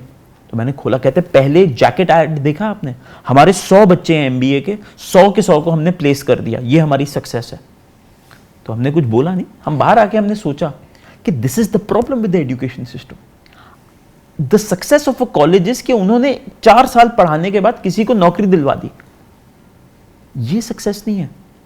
नौकरी दिलवाना आपका काम ही नहीं है एक्चुअली। हम पूरी दुनिया में, इंडिया पहला कॉलेज सिस्टम है जहां पे प्लेसमेंट्स होते हैं। यूएस में प्लेसमेंट्स नहीं होते, यूएस में एक्टिव रीच आउट्स होते हैं। हमारा काम है बच्चों को skilled banana, eight the same time permanent education देना। आज आप इन बच्चों को, आपने आज नौकरी दिलवा दी, 4 साल के बाद ये फिर बेचारे निकाले जाते हैं क्योंकि ये अपने आप को चेंज नहीं कर पा रहे। तो मुझे ऐसा लगता है कि एजुकेशन को बहुत सिग्निफिकेंटली इंडिया में बदलना पड़ेगा। ओके, बिजनेस पे आते हैं डॉक्टर रितेश। कौन सी ऐसी एक चीज देखते हैं किसी व्यक्ति में जिसको आपको देखकर लगता है कि इसे बिजनेस नहीं करनी चाहिए या करनी चाहिए? वो एक फैक्टर क्या है, कौन सी एक चीज़ है वो? कस्टमर से प्यार, मतलब इसको मैं बोलता हूं थ्योरी ऑफ नेचुरल ट्रैक्शन। अगर आपको कस्टमर और उसकी प्रॉब्लम से प्यार नहीं है ना, और अगर आप पैसे के लिए बिजनेस कर रहे हो तो आप पैसा नहीं कमा पाओगे। इंटरेस्टिंग पार्ट बिजनेस का ये है कि अगर आपने ये बिजनेस चालू किया कि मुझे पैसा मिलेगा, तो अनफॉर्चुनेटली आप एक छोटा बिजनेस बना के बैठ जाओगे, क्योंकि आपको है ना, जब तक कस्टमर की प्रॉब्लम से प्यार नहीं है ना, until unless you are mad about the problem and उसको सोल्यूशन देने के लिए, मैं आपको बताता हूँ, हम एक as a family we run a chain of restaurants Anardana. एक भी नेगेटिव रिव्यू आता है ना, मैं 2 घंटा लेट सोता हूँ, मैं परेशान रहता हूँ, रात को सोचता रहता हूँ यार मुझसे कहाँ कमी रह गई थी, क्या गाना ठीक लगाया था यार, खाने में कहाँ पे कमी रह गई थी। अगर मैं वो नहीं करूँगा ना, हमारी कोई मार्केटिंग स्पेंड नहीं होती, कुछ नहीं होता। अभी हमने नोएडा में खोला, हमारा वीक 2 हम लोग अपने मंथ 6 नंबर्स पे हैं। कस्टमर ने हमें इतना प्यार दिया ना, और वो हमारा जब इनोवेट भी हम चलाते थे ना, अगर इनोवेट में एक भी नेगेटिव रिव्यू आ जाता ना, आज भी मेरे व्हाट्सएप पे जैसे कोई कस्टमर मेरा नेगेटिव रिव्यू देता है ना कहीं पे भी, सबसे पहले मेरे पास आता है। मैं हर जगह I am the first email to be marked. I want to know मेरा कस्टमर मेरे बारे में क्या सोच रहा है। अगर मेरा कस्टमर खुश है ना, एक तरफ भगवान कृष्ण आ रहे हो, एक तरफ कस्टमर आ रहा हो, तो मैं सब भगवान जी को हाथ जोड़ के सीधा कस्टमर पे जाऊंगा। मेरे लिए मेरा भगवान, मेरी किचन चलाने वाला मेरा कस्टमर है। मैं अपने कस्टमर के लिए कुछ भी कर, और मैं अपने कस्टमर का नौकर हूं। मैं जेन्युइनली बता रहा हूं, मैं ना अपने आप को नौकर मानता हूं। मैं अपने कस्टमर के आगे हाथ जोड़ देता हूं। मैं बोलता हूं कि यार आपने मुझे चूज किया है, मैंने आपको नहीं चूज किया। You have given me the privilege to coming to my centre. बहुत बड़ी कस्टमर का प्यार बड़ी मुश्किल से मिलता है। तभी आप देखिए 100 में से 90 बिजनेसेस बंद हो जाते हैं। लोग ना कस्टमर का प्यार नहीं ले पाते, और जिसको कस्टमर ने ब्लेसिंग्स दे दी ना, वो फिर आपको पता ही है कहां से कहां पहुंच जाता है। जहां पे मुझे लगता है ना कि मैं, और बातों से पता चल जाता है, डेप्थ से पता चल जाता है। मैं किसी फाउंडर से बात करता हूं ना, मैं इनसे पूछता हूं कि यार प्रॉब्लम है क्या कस्टमर की। कुछ लोग तो बोलते हैं कि इंडस्ट्री की प्रॉब्लम है और हम इस इंडस्ट्री में मार्केट शेयर लेना चाहते हैं। मैं उनसे फिर आगे बात नहीं करता। मैंने कहा यार to help with the market, to help with the, और कुछ लोग ऐसे होते हैं वो कहते हैं कि यार हमें है ना परेशानी हो जाती है, मेरे साथ ये प्रॉब्लम थी। मैंने कहा ये और किसी के साथ नहीं होनी चाहिए। हॉवर्ड शुल्ट्ज जो स्टारबक्स के सीईओ थे, उन्होंने बड़ी अच्छी बात बोली। कहता I want that Starbucks should become a third place. It is not about selling coffee. I want people to enjoy at Starbucks. I want people to feel like home. जब आप स्टारबक्स जाते हो ना, it is a beautiful experience. जब आपका नाम लेते हैं ना, हमारे दुनिया में हमारा नाम हमारे लिए बड़ा इंपॉर्टेंट है। जब मैं रौनक जी बोलता हूँ ना, तब तक आपके दिमाग में सीरोटोनिन आता है। जी मत लगाइए सर जी, जब मैं रौनक भाई बोलता हूँ, आपके दिमाग में है ना सीरोटोनिन आता है, एंडोर्फिन आता है, you feel happy, we love our names. आप सोचिए उन्होंने स्टारबक्स को ऐसा बेक कर दिया। अब मैं इतना वो हूँ, अब जब मैं कॉफी लेने जाता हूँ ना, मेरी बेटी मुझे कहती है आप अपना नाम नहीं दोगे, मेरा नाम दोगे। वो वेट कर रही होती है कब आव्या आएगा नाम, और वो जाएगी और अपना, चाहे है मेरी कॉफी लेकिन वो लेके आएगी। वो एक्सपीरियंस जो कस्टमर को दे देगा ना, वो जीत जाएगा। तो आप कह रहे हैं जो भी बिजनेस बड़ा बना है, एक्चुअली में बड़ा बना है, उसने कस्टमर का, कंज्यूमर का जो इंटरेस्ट है या उसकी जो प्रॉब्लम है, उसको सेंटर में रखकर ही वो बड़ा बना है। अगर कोई पैसा कमाने के लिए बिजनेस बना है, जिसमें कहते हैं कि पैसे से बड़ा कोई या धंधे से बड़ा कोई धर्म नहीं है, उसमें वो पैसे को अगर इंपॉर्टेंस दे रहा है, तो आप कह रहे हो वो ज़्यादा नहीं चलेगा। मेरा बिलीफ तो बहुत क्लियर है, पैसा बाय प्रोडक्ट है हमेशा। ठीक है, पैसा तो आप अगर सिर्फ पैसा कमाने जा रहे हो ना, तो बहुत कम चांसेस हैं कि आपको पैसा मिलेगा। अगर आप कस्टमर को, the goal of a businessman is to build win win situations. Win win situation क्या होती है? जहां पे भी विन विन नहीं है ना, वहां पे आप नहीं चला पाओगे। आपका गोल होना चाहिए, आप you can fool someone once, fooling them multiple times is very hard. नहीं, बहुत इंपॉर्टेंट बात बोली कि अगर सिर्फ पैसा कमाने जा रहे हो तो पैसा नहीं बनेगा। पैसा नहीं बनता, मतलब मैंने देख लिया। और हमने है ना जब सोचा था ना कि हम अभी यहाँ पे ऐसे पैसा डालेंगे और ये पैसा ऐसे हो जाएगा, बहुत मुश्किल है। लक्ष्मी माँ वहीं आती है जहाँ पे कस्टमर का प्यार है, क्योंकि कस्टमर की खासियत है, आप मार्केटिंग करो या ना करो, कस्टमर को अगर कुछ पसंद आ गया ना, आपको पता है आप फेमस क्यों? आपको लोग रौनक से ज्यादा बउआ जानते हैं। कस्टमर ने आपको है ना ब्लेसिंग दे दी बउआ के लिए, क्योंकि आपने शिद्दत दी, उस कैरेक्टर को शिद्दत दी जो हर इंसान, it's very hard to build a character. आप ये लगा लीजिए रौनक जी, दुनिया में एक कैरेक्टर नया खड़ा करना किसी के दिमाग में, आज मेरे दिमाग में बउआ एक कैरेक्टर है, फिक्टिशियस है बट वो एक कैरेक्टर है मेरे लिए, रौनक जी से ज्यादा बड़ा कैरेक्टर है इस वक्त बउआ। It is very hard to build one. आपको वो भगवान ने शिद्दत दी है और उसकी वजह से टुडे, आपको पता है उस दिन क्या हुआ, मैं अपनी वाइफ से बात कर रहा था, मैंने कहा मैं रौनक जी हैं उनके वहाँ पे जा रहा हूँ, कहती है अच्छा ठीक है, तो कहती है अच्छा वो क्या कर, मैंने कहा आरजे हैं, कहती ठीक है, मैंने कहा वो सुना है बउआ, कहती क्या बात कर रहे हो, शी गॉट वेरी एक्साइटेड। आप सोचिए ये कस्टमर का प्यार है ना, वो आपको मिला तो आपको सक्सेस आई। तो मेरा अपना बिलीफ ये, आप ध्यान दीजिए कस्टमर को खुश रखने में सक्सेस तो मतलब उन्हीं को के कदम चूमती है जहां पे है ना कस्टमर का दिल होता है। बट पैसा भी एक बहुत इंपॉर्टेंट फैक्टर है, तो उससे जुड़ा सवाल ये आता है कि कितना पैसा, how to calculate that amount, चाहे वो एक इंडिविजुअल के लिए हो चाहे वो एक बिजनेस वाले के लिए हो, कि कितना पैसा उस नंबर्स पे कैसे अराइव हुआ जाए, कैलकुलेशन क्या है उसका। देखिए पैसा दुनिया में one of the most important things है, मतलब इसका ये मतलब नहीं है कि पैसे के पीछे नहीं भागना, बट इसका मतलब ये है कि पैसे को उतनी ही अहमियत देनी है जितनी उसको ज़रूरत है। देखिए पैसे के बारे में मैं आपको बताता हूँ, हम एक ऐसी सिचुएशन में थे जब हमारे पास पैसा नहीं था, अब हम एक ऐसी सिचुएशन में जब हमारे पास पैसा कंफर्टेबल है। मैं दोनों सिचुएशंस के बारे में आपको बताता हूँ। हमारे लिए पैसा होना या ना होना, हैप्पीनेस का है ना बहुत बड़ा डिविएशन नहीं था। मैं आपको रीजन बताता हूँ। ज्यादा लोगों के लिए होता है, लेकिन वो बनाते ये एक्चुअली क्या है, ये उनके लिए होता है जिनको लगता है कि जब हमारे पास पैसा आएगा तब हम खुश रहेंगे। प्रॉब्लम क्या है, जब हम 25 साल के होते हैं हमारे पास पैसा नहीं होता, तो हमें लगता है कि जब हम 45 साल के होंगे तो हम खुश होंगे। हमारी प्रॉब्लम यह है कि हम फ्यूचर में जी रहे हैं। हम ये सोचते हैं कि जब हमारे पास ये घर मिलेगा तब हम खुश होंगे। Happiness is a habit. आज मैं यहां पे आया हूं ना, I need to be happy. देखिए गोल्स तो हैं, आप ये देखिए हम अपना AUM हर 2.5 साल में डबल करना चाहते हैं, वो हमारा फाइनेंशियल गोल है, but that can not leave me that I will be miserable for the next 2.5 years. If I don't achieve that goal, that's all right. I need to be happy today. Life is short. I need to be happy today. And happiness is a habit. Happiness एक ऐसी चीज है, gratefulness एक habit है। और जब तक वो हैबिट आप नहीं लेके आओगे ना, आपको है ना हमेशा, ये मेरे फादर बहुत अच्छी बात बताते हैं, कहते हैं Ritesh, happiness is a part of the journey not the destination. कहते हैं हमें लगता है कि हम जयपुर पहुंचेंगे तभी खुश होंगे। कहते हैं यहां से जिस दिन आप निकल गए ना जयपुर के लिए, अगर आप उस दिन खुश नहीं हो ना तो आप जयपुर पहुंच के भी खुश नहीं होगे, क्योंकि फिर आपको होगा कि यार चलो मैं बीकानेर जाता हूं। जो आदमी डेस्टिनेशन पे खुशी ढूंढता है ना, वो कभी पहुंच ही नहीं पाता। कहता मुकम्मल जो है ना एक शब्द, वो बड़ा इंपॉर्टेंट है। वो कहता है कि आपको है ना फाइनली कहीं ना कहीं तो खुश होना पड़ेगा। आज तो हो सकता है, देखिए पैसे का तो कोई लिमिट नहीं है, जिसका लिमिट नहीं है ना उसको अचीव करने का पायस गोल मत बनाओ, क्योंकि वो आप कभी पहुंचोगे ही नहीं। गोल्स ऐसे बनाओ जो टेंजिबल हो, जहां पे आप पहुंच जाओ, जिसको आप पकड़ सको। तो पैसे का ना आप उसको पहुंच के पकड़ नहीं सकते। तो मेरा अपना बिलीफ ये है कि पैसा इंपॉर्टेंट है, पैसा लीवर है फ्रीडम के लिए। फ्रीडम, आज मैं सुबह उठता हूं ना, मेरे को किसी के लिए काम नहीं करना। मेरे को 11 बजे उठना, मैं 11 बजे उठूंगा, 6 बजे उठना, मैं 6 बजे उठूंगा। मेरी बेटी मुझे जब कहेगी मैं तब उसके साथ स्कूल जा सकता हूँ। मेरे लिए ये हैप्पीनेस है, ये पैसे की वजह से आई। बट अगर मैं पैसे को, बहुत लोग ये ना, क्योंकि ये 60 साल की उम्र पे पता चलता है जब आपके पास पैसा ज़्यादा होता है और टाइम कम होता है। 25 साल पे पैसा कम होता है और टाइम ज़्यादा होता है।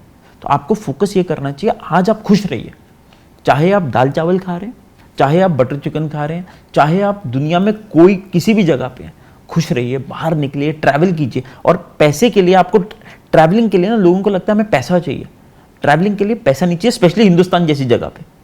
आप है ना, आप है ना बाहर निकलिए, अपने आप को है ना वो देखिए जो आपको चीज़ें सस्टेन डोपामिन रिलीज दे रही हैं। तो ये मेरा मानना है पैसे को लेके। पैसा थोड़ा सा ओवररेटेड है, क्योंकि अगर आपके पास एक लेवल तक बेसिक पैसा है ना और आप कंफर्टेबल हैं और आपको लगता है आपकी अगली जनरेशन भी कंफर्टेबल है, उससे ज़्यादा पैसा आए तो बहुत अच्छा है, लेकिन उसके लिए मरना नहीं चाहिए। ओके, तो मैं जब तक हूँ और फिर मेरी नेक्स्ट जनरेशन जब तक है, तो नंबर चाहे जो भी हो, वो अगर रह लें तो वो ये सही है। बट आप जब यंग थे तो आपने कोई फिगर सोचा था कि इतना आएगा तो मैं खुश होऊंगा? अरे हम बहुत मनी माइंडेड थे। तो जब हम 23-24 साल के थे तो हमारे को लगता था कि यार पैसा आएगा रितेश तभी तो खुश रहेगा, और ये हमारी सबसे बड़ी कमी थी। हमने सोचा 30 साल तक 100 करोड़ रुपए अपने बैंक अकाउंट में चाहिए, तो ये सोचा था, और बाय गॉड्स ग्रेस सब कुछ ठीक चला। लेकिन वो 6 से 7 साल मैंने बहुत मिजरेबल काटे, क्योंकि है ना मैं उसी के पीछे भाग रहा था कि वो जब तक नहीं आएगा तब तक मैं खुश नहीं होऊंगा। और जिस दिन वो मेरे बैंक में आया तो मैं जेन्युइनली खुशी ढूंढ रहा था कि यार मतलब फ्रीडम आ गई, एक सिक्योरिटी आ गई, खुशी नहीं आई। तो फिर मैंने रियलाइज किया खुशी है ना वो डे टू डे की वो चीज़ों में आएगी जहाँ पे है ना आपको आपकी फैमिली है, वो ऐसी चीज़ें हैं जो आपके दोस्त हैं, वो ऐसी चीज़ें जब आप किसी की मदद करते हो, वो ऐसी चीज़ें हैं जहाँ पे है ना आप जेन्युइनली आप अपना काम करते हो शिद्दत से। आप जब अपना काम करते हो ना, और जब आपको कस्टमर प्यार देता है, उससे बेटर हाई दुनिया में कोई नहीं है। कोई ड्रग मारी हुआ ना, कोई ड्रग आपको उतना हाई नहीं दे सकता। जब आप बउआ का कैरेक्टर निभाते होगे ना, और जब कस्टमर एकदम से आपको स्पाइक दिखता होगा रेडियो चैनल पे, लोग कहते होंगे कि यार क्या मजा आ गया आज, उससे बड़ा हाई दुनिया में कोई नहीं है। वो हैप्पीनेस का जो हाई है ना वो कहीं नहीं मिल सकता। स्टार्टअप की दुनिया के बारे में कुछ सवाल पूछते हैं आपसे। जैसे स्टूडेंट्स के लिए कहा जाता है, संस्कृत में एक श्लोक है, काक चेष्टा बकुल ध्यानम स्वान निद्रा तथैव च अल्पहारी गृहस्थ्यागी विद्यार्थी पंचलक्षणम, कि एक विद्यार्थी के 5 लक्षण हैं कि भैया कौवे की तरह आपका शार्प माइंड होना चाहिए कि आप चीज़ें एक्सप्लोर कर रहे हो, कुत्ते की तरह आपकी नींद होनी चाहिए कि फटाफट कम खाना चाहिए। तो स्टार्टअप वाले का क्या लक्षण है? कस्टमर तो एक आपने बता दिया कि ओवरऑल बिजनेस के लिए, बट जो नया धंधा शुरू कर रहा है, जो यंग बंदा आपको देखकर इंस्पायर होता है कि भाई एक ऐसा व्यक्ति जो ठीक से बोल नहीं पाता था, इतने सारे डिसऑर्डर्स चैलेंजेस, बट आज उन्होंने ही इतने बिजनेस में इन्वेस्ट किया हुआ है, तो मुझे इनसे इन्वेस्टमेंट नहीं चाहिए बट मुझे इन जैसा बनना है। तो आप जैसा अगर बनना है या एक अच्छा स्टार्टअप धंधा शुरू करना है तो स्टार्टअप के लिए क्या लक्षण है? ये स्टार्टअप ना बहुत ही एक ना हमारे देश में प्रॉब्लम है, वो ये है कि हम स्टार्टअप को है ना हम लोग एक बहुत सूटेड बूटेड एक कम्युनिटी मानते हैं। वो लोग जो आईआईटी से पढ़े हुए हैं, वो लोग जो बहुत अच्छे सुअव आईआईएम से पढ़े हुए हैं, वो लोग जो बड़ी बड़ी बातें MRR, monthly revenue rate, ARR, कुछ अच्छे अच्छे शब्दों का आरपू, इन सब का यूज़ करते हैं जी। तो हमारा देश जो है ना ये 2014 से स्टार्टअप नहीं करने लगा, हमारा देश पिछले कितने सालों से स्टार्टअप कर रहे हैं जी। हर वो व्यक्ति जो अपने पांव पे खड़ा होके कुछ बना रहा है वो स्टार्टअप कर रहा है। मेरा तो बिलीफ है स्टार्टअप का मतलब ही ये है taking responsibility of your customer is a startup. चाहे वो आप एक नौकरी में कर रहे हैं, चाहे वो आप ओनरशिप स्टार्टअप है। आप हो सकते हैं एक बड़ी कंपनी के अंदर एम्प्लॉय हूं, लेकिन आप काम ऐसा करें जैसे अपना काम है। तो मुझे लगता है ये स्टार्टअप की डेफिनेशन है। हमें यूनिकॉर्न शब्द से सख्त परहेज है। प्रॉब्लम क्या है, हम बहुत बिकॉज ऑफ आवर बिजनेस, हम कोवर्किंग के बिजनेस में इतने यंग लोग आते हैं और हम पूछते हैं कि यार क्यों स्टार्टअप चालू कर रहे हो? उन्हें बड़ी अच्छी बात बोली कि नहीं हम ना 2 साल के अंदर यूनिकॉर्न बनना चाहते हैं। तो मैंने कहा यूनिकॉर्न क्या होता है? कहता 1 बिलियन वैल्यूएशन। मैंने कहा वो क्या होता है? कहता 8,300 करोड़ रुपए। तो मैंने कहा उसकी वैल्यूएशन पे आप जानना चाहते हो? कहते हाँ। मैंने कहा दैट इज द प्रॉब्लम। वो आपने डिसाइड, वो आपके कंट्रोल में नहीं है ना, वैल्यूएशन आपके कंट्रोल में नहीं। हम बड़े सारे, हम स्टॉक मार्केट में काफ़ी काम करते हैं तो हम बड़े सारे कंपनी से मिलते हैं, बड़े सारे लोग हमसे टिप मांगते हैं कि कौन सी कंपनी में इन्वेस्ट करें। मैंने कहा वो मेरे कंट्रोल में नहीं है कि उनका शेयर प्राइस कहाँ जाएगा। मेरे कंट्रोल में एक चीज़ है, to do my homework and to understand के अर्निंग पोटेंशियल कैसा है, प्रोमोटर क्वालिटी कैसी है। जो आपके कंट्रोल में है ना आप वो कीजिए, बाकी आप सब छोड़ दीजिए। और स्टार्टअप में है ना जो आज हमारे देश की रीढ़ की हड्डी है वो है MSMEs, micro small and medium enterprises. Correct. हमारे देश में 6.9 करोड़ एमएसएमईज हैं जो 12 करोड़ नौकरियां देते हैं। और हम लोग हाइप क्या करते हैं, अरे वो देखिए इतना बड़ा यूनिकॉर्न बन गया, 114 यूनिकॉर्न बन गए। 114 यूनिकॉर्न में सिर्फ 25 प्रॉफिटेबल हैं। क्या ये बिजनेस करने का तरीका है? और मैं मानता हूँ बहुत सारे टेक्नोलॉजी प्लेटफॉर्म्स को टाइम लगता है, लेकिन इन 114 में से सिर्फ 14 ऐसे प्लेटफॉर्म्स हैं who have the right to bleed. बाकी 100 को कभी ना कभी तो प्रॉफिटेबल होना पड़ेगा। तो मेरा बिलीफ ये है कि आप छोटा बिजनेस कीजिए, बड़ा कीजिए, does not matter, but focus on profitability from the beginning. At least unit level पे तो प्रॉफिटेबल हुई है आप। कितने साल हो गए, 10 साल हो गए, 15 साल हो गए, कहीं ना कहीं तो आपको प्रॉफिटेबिलिटी दिखानी पड़ेगी। तो मुझे यूनिकॉर्न शब्द से बहुत परहेज है। हमें लगता है आउटकम ये होना चाहिए कि हम टेक्नोलॉजी को यूज करके एक स्केलेबल अच्छा प्रोडक्ट बनाए जिससे हमारे एंड यूजर की जो प्रॉब्लम्स है वो सॉल्व हो। तो स्टार्टअप को लेके मुझे लगता है बहुत पोटेंशियल है। टायर 2 सिटीज, लोगों को ये नहीं सोचना चाहिए कि बहुत लोग मेरे पास आते हैं कहते हैं कि नहीं हमें इंग्लिश नहीं आती, हम फंड रेज कैसे करेंगे। हमने कहा आपको कुछ आने की जरूरत नहीं है। आज हिंदी भाषा में मोस्टली इंटरनेट कंज्यूम होता है हिंदी भाषा में। हमारे जो आपको जिसने पैसा देना है ना वो सब हिंदी बोलता है। आप हिंदी बोलिए, प्रोडक्ट अच्छा बनाइए। स्टार्टअप में मैं ये देखता हूं डेप्थ कितनी है। कोवर्किंग में मेरी depth is phenomenal, not to brag. आप मेरे को है ना कोई भी माइक्रो मार्केट बता दीजिए, मैं आपको बता दूंगा यार इस माइक्रो मार्केट में इतने कोवर्किंग सेंटर्स हैं, इस माइक्रो मार्केट में इतना रियल एस्टेट है, इतनी दूरी पे स्टारबक्स है, इतने यहाँ कस्टमर आएंगे, इतने फ्रीलांसर काम करते हैं।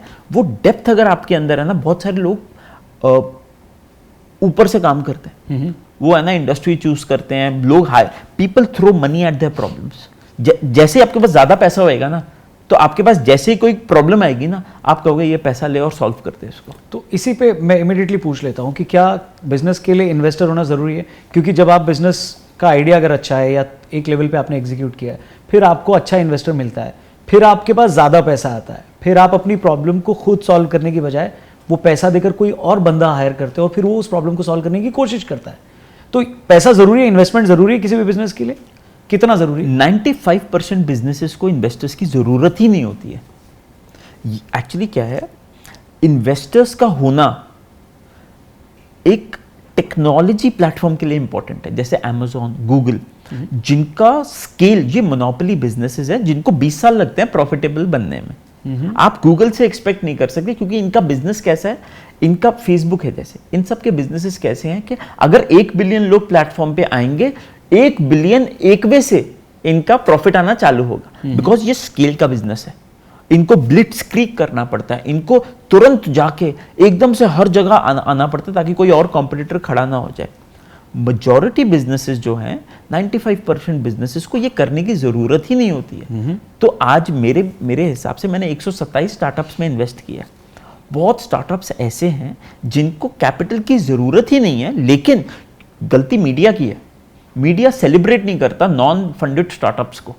मीडिया किसको सेलिब्रेट करता है? अरे वो कंपनी ने $1 बिलियन की वैल्यूएशन पे पैसा उठा लिया, वो कंपनी ने इतनी वैल्यूएशन पे पैसा उठा लिया। अब आप ये सोचिए, आपको यहां से जयपुर जाना है और आपने बीच रास्ते में कोटपुतली में आपने तेल भरवा लिया, तो क्या आप सब लोग तालियां बजाने लग जाएंगे कि क्या बात है आपने तेल भरवा लिया? जब तक जयपुर नहीं पहुंचेंगे तब तक थोड़ी ना तालियां बजेंगी। तो ये तेल भरने को हम लोग क्या करते हैं, सारे मीडिया वाले सेलिब्रेट कर देते हैं, और तभी क्या होता है, मीडिया वाले खूब सेलिब्रेट करके उन्हीं स्टार्टअप्स को गालियां निकालते हैं बाद में कि देखो इतनी हाई वैल्यूएशन थी। किसी स्टार्टअप को बोला कि नहीं वो देखिए $25 बिलियन की वैल्यूएशन से $200 मिलियन की वैल्यूएशन पे आ गए। ये वैल्यूएशन बनाते भी मीडिया वाले और गिराते भी हुआ है। तो मेरा अपना बिलीफ है वैल्यूएशंस को चेज मत कीजिए। अच्छे इन्वेस्टर्स, जब इनबाउंड, सबसे अच्छे इन्वेस्टर्स होते हैं जो इनबाउंड आते हैं। मैं आपको बताता हूँ मोस्टली इन्वेस्टर्स जो अच्छी कंपनीज में आते हैं वो कैसे आते हैं, आपके कहीं ना कहीं कस्टमर होते हैं। मैं कल ही एक प्रोडक्ट को यूज़ कर रहा था, मेरे को इतना अच्छा लगा, मैंने इंस्टाग्राम पे उनको डीएम किया। मैंने कहा यार मेरे को इतने अच्छे लगे आप, मेरा पैसा ले लोगे आप? 90% कंपनीज में ना मैं खुद जाता हूँ। एक कंपनी है एथर, ये इलेक्ट्रिक 2 व्हीलर्स बनाते हैं। मैं तरुण को है ना खुद मैसेज किया, मैंने कहा यार ये फिनोमिनल प्रोडक्ट है, क्योंकि मैं बैंगलोर के ट्रैफिक में था। मैंने किसी से ऐसे ही पूछा कि मैंने कहा ये प्रोडक्ट कैसा है, क्योंकि इलेक्ट्रिक उस टाइम पे मेरे को बड़ा विचलित करता था कि क्या अमेजिंग चीज़ है। वो उसने साइड में गाड़ी रोक दी, कहता रुको अभी। उसने मेरे को 15 मिनट बैठ के बताया कि क्यों एथर अच्छा प्रोडक्ट है। मुझे जहाँ देखिए सिंपल सोल्यूशन है, जहाँ कस्टमर का प्यार है ना वहाँ पे पैसा आएगा। कस्टमर के प्यार के साथ लक्ष्मी माँ आएंगी। बहुत सिंपल लॉजिक है बिजनेस का। लोगों को लगता है बहुत पीई रेशियोज पता होनी चाहिए, ये जिसको समझ में आ गया ना वो जीत जाएगा। तो हमारा ये बिलीफ है कि स्टार्टअप्स के लिए आप फोकस कीजिए कस्टमर का ध्यान रखने में, कंसिस्टेंसी बनाने में, ट्रस्ट बनाने में, और ये इन्वेस्टर्स, कैपिटल, वैल्यूएशन, ये सब बाई प्रोडक्ट आ जाएगा। अभी क्या है ना, बहुत सारे फाउंडर्स क्या करते हैं, अपनी वैल्यूएशंस बढ़ाने के लिए स्टॉक मार्केट में जाते हैं हाई वैल्यूएशन के साथ। देखिए स्टॉक मार्केट क्रूसेड है, वहाँ पे है ना, आप ज़्यादा वैल्यूएशन के साथ जाएंगे तो वो नीचे आ जाएगा, कम वैल्यूएशन के साथ जाएंगे तो वो ऊपर ले जाएगा। तो the idea is B conservative and focus on your customer. Fundamental permanence है ना, वो आपका कस्टमर है। कस्टमर नहीं है तो दुनिया में कुछ नहीं है। परफेक्ट। बिजनेस के लिए फॉर्मल पढ़ाई जरूरी है, और अगर हाँ तो इंडिया में कितनी अच्छी है और बाहर कितनी अच्छी है? बिल्कुल भी जरूरी नहीं है। मैं आपको रीजन बताता हूँ। मैं इंडिया के सबसे अच्छे बिजनेस स्कूल गया विदाउट नेमिंग इट। मैं वहाँ पढ़ाने गया। मैं समझ गया। मैं वहाँ गया, वहाँ पे 500 बच्चों के साथ मेरी इंटरेक्शन हुई। मैंने सबसे पूछा कि कितने लोग अपना स्टार्टअप करना चाहते हैं। बहुत कम हाथ खड़े हुए। एंड मैं ये समझ गया कि मैं फिर उनके हेड ऑफ एंटरप्रेन्योरशिप के पास गया। उनके हेड ऑफ एंटरप्रेन्योरशिप कहते हैं हम 30 साल से हम इस कैंपस से ज़्यादा बाहर नहीं निकलते, हम यहीं रहते हैं। कहते हैं हम इतने डेडिकेटेड हैं हम यहाँ। मैंने कहा आप तो खुद एंटरप्रेन्योर नहीं है, आप कैसे पढ़ा रहे हैं? भाई आप देखिए, आज आप आरजे का कोर्स पढ़ा सकते हैं क्योंकि आपने प्रैक्टिकल वर्ल्ड में देखा है ये कैसे चलता है। एंटरप्रेन्योरशिप इतना डायनामिक कॉन्सेप्ट है। देखिए पढ़ाई कैसे होती है। एल्बर्ट आइंस्टाइन बिना चांद पे जाए हुए चांद के बारे में पढ़ा सकता है क्योंकि ये होती है थ्योरेटिकल फिजिक्स। ये थ्योरेटिकल चीजें हैं जो हम एक्सपीरियंस नहीं कर सकते। जो चीज आप एक्सपीरियंस कर सकते हैं ना, वो आप रट्टू तोते की तरह नहीं पढ़ा सकते, वो आपको करना पड़ेगा पहले। तो एंटरप्रेन्योरशिप एक ऐसा डायनामिक वो है जो आप हैंड्स ऑन ज्यादा सीख सकते हैं। देखिए हम तो डॉक्टर हैं, हमारे तो बिजनेस से कोई दूर दूर तक लेना नहीं है। अगर हम जैसा व्यक्ति कुछ जीवन में छोटा सा भी कुछ कर सकता है ना, तो जो भी ये देख रहा है, मैं आप सबको एक ही चीज बोलूंगा, आप है ना एटलीस्ट हमसे ज्यादा स्मार्ट है। आप हमारा आईक्यू चेक करवा लीजिए, मुझे नहीं लगता कि 90 से ज्यादा होगा। बट एक चीज मुझे पता है और वो ये है, मेरा ये क्रक्स है, ये वो ये है कि मेरा कस्टमर है ना, मैं उस आप मेरे कस्टमर से ज्यादा ना आप उसको नहीं जान सकते। क्योंकि मैं अपने हमारी टीम है इनोवेट में, हमारी 7 लोगों की टीम थी, उनका एक ही काम था कस्टमर से बात करना कि यार हम, और पहली बार आप किसी से बात करोगे ना कि हम फीडबैक लेना चाहते हैं, वो कहता है यार फोन रख। हम फिर बोलते थे यार प्लीज बता दो यार, हम मतलब हमें ये बता दो कि हम कैसे इंप्रूव कर सकते हैं। क्योंकि आपका बिजनेस डायनामिक है, आपको कुछ ना कुछ तो कस्टमर ऐसा बता देगा जो है ना आपके लिए गोल्ड माइन बन जाएगा। तो ये मेरा बिलीफ है कि आप फोकस कीजिए कस्टमर के ऊपर, और बाकी सब कुछ है ना। और बिजनेस स्कूल तो आपको है ना 2-3 केस स्टडीज पढ़ा देंगे। वो आपको उल्टा बिजनेस स्कूल आपको क्या करते हैं, देखिए जहां पे भी आपको रिस्क क्वांटिफाई कर रहे हैं ना कोई भी, वहां पे है ना आप कुछ सीख ही नहीं सकते। बिजनेस स्कूल क्या करेगा, वो आपको रिस्क क्वांटिफाई करना सिखा देगा कि यार ये अपॉर्चुनिटी में ये रिस्क हो सकता है। जब मेरे जैसे इंसान को रिस्क ही नहीं पता तो वो तो बोल्ड ही आगे जाएगा। तो जिसको बहुत ज्यादा, और हमारी ह्यूमंस की नेचर है, अगर आप मुझे बताओगे ना कि यहां पे अर्थक्वेक आने वाला है, चांसेस हैं 1%, तो मेरे दिमाग में आएगा 10%। ये as humans we just blow out the negativities in the world. अगर आप मेरे को कहोगे कि नहीं यार वो तेरे बारे में ना ऐसे बोल रहा था, मेरे दिमाग में ये होएगा कि उसने हो सकता है 10 चीजें और बोली हो। तो ये नेगेटिव, हम लोग है ना नेगेटिविटी को एकदम एक्स्ट्रापोलेट कर देते हैं। इसीलिए बिजनेस स्कूल्स क्या करते हैं, वो आपको सिखाते हैं कि रिस्क को क्वांटिफाई कैसे करना है, और आप रिस्क होता क्या है। जब आपको पता चल जाएगा ना कि इसमें ये रिस्क है, आप डर जाओगे। और डर है ना वो आपको काम नहीं करने देगा, आपको एक्शन नहीं लेने देगा, आपको जंप नहीं करने देगा।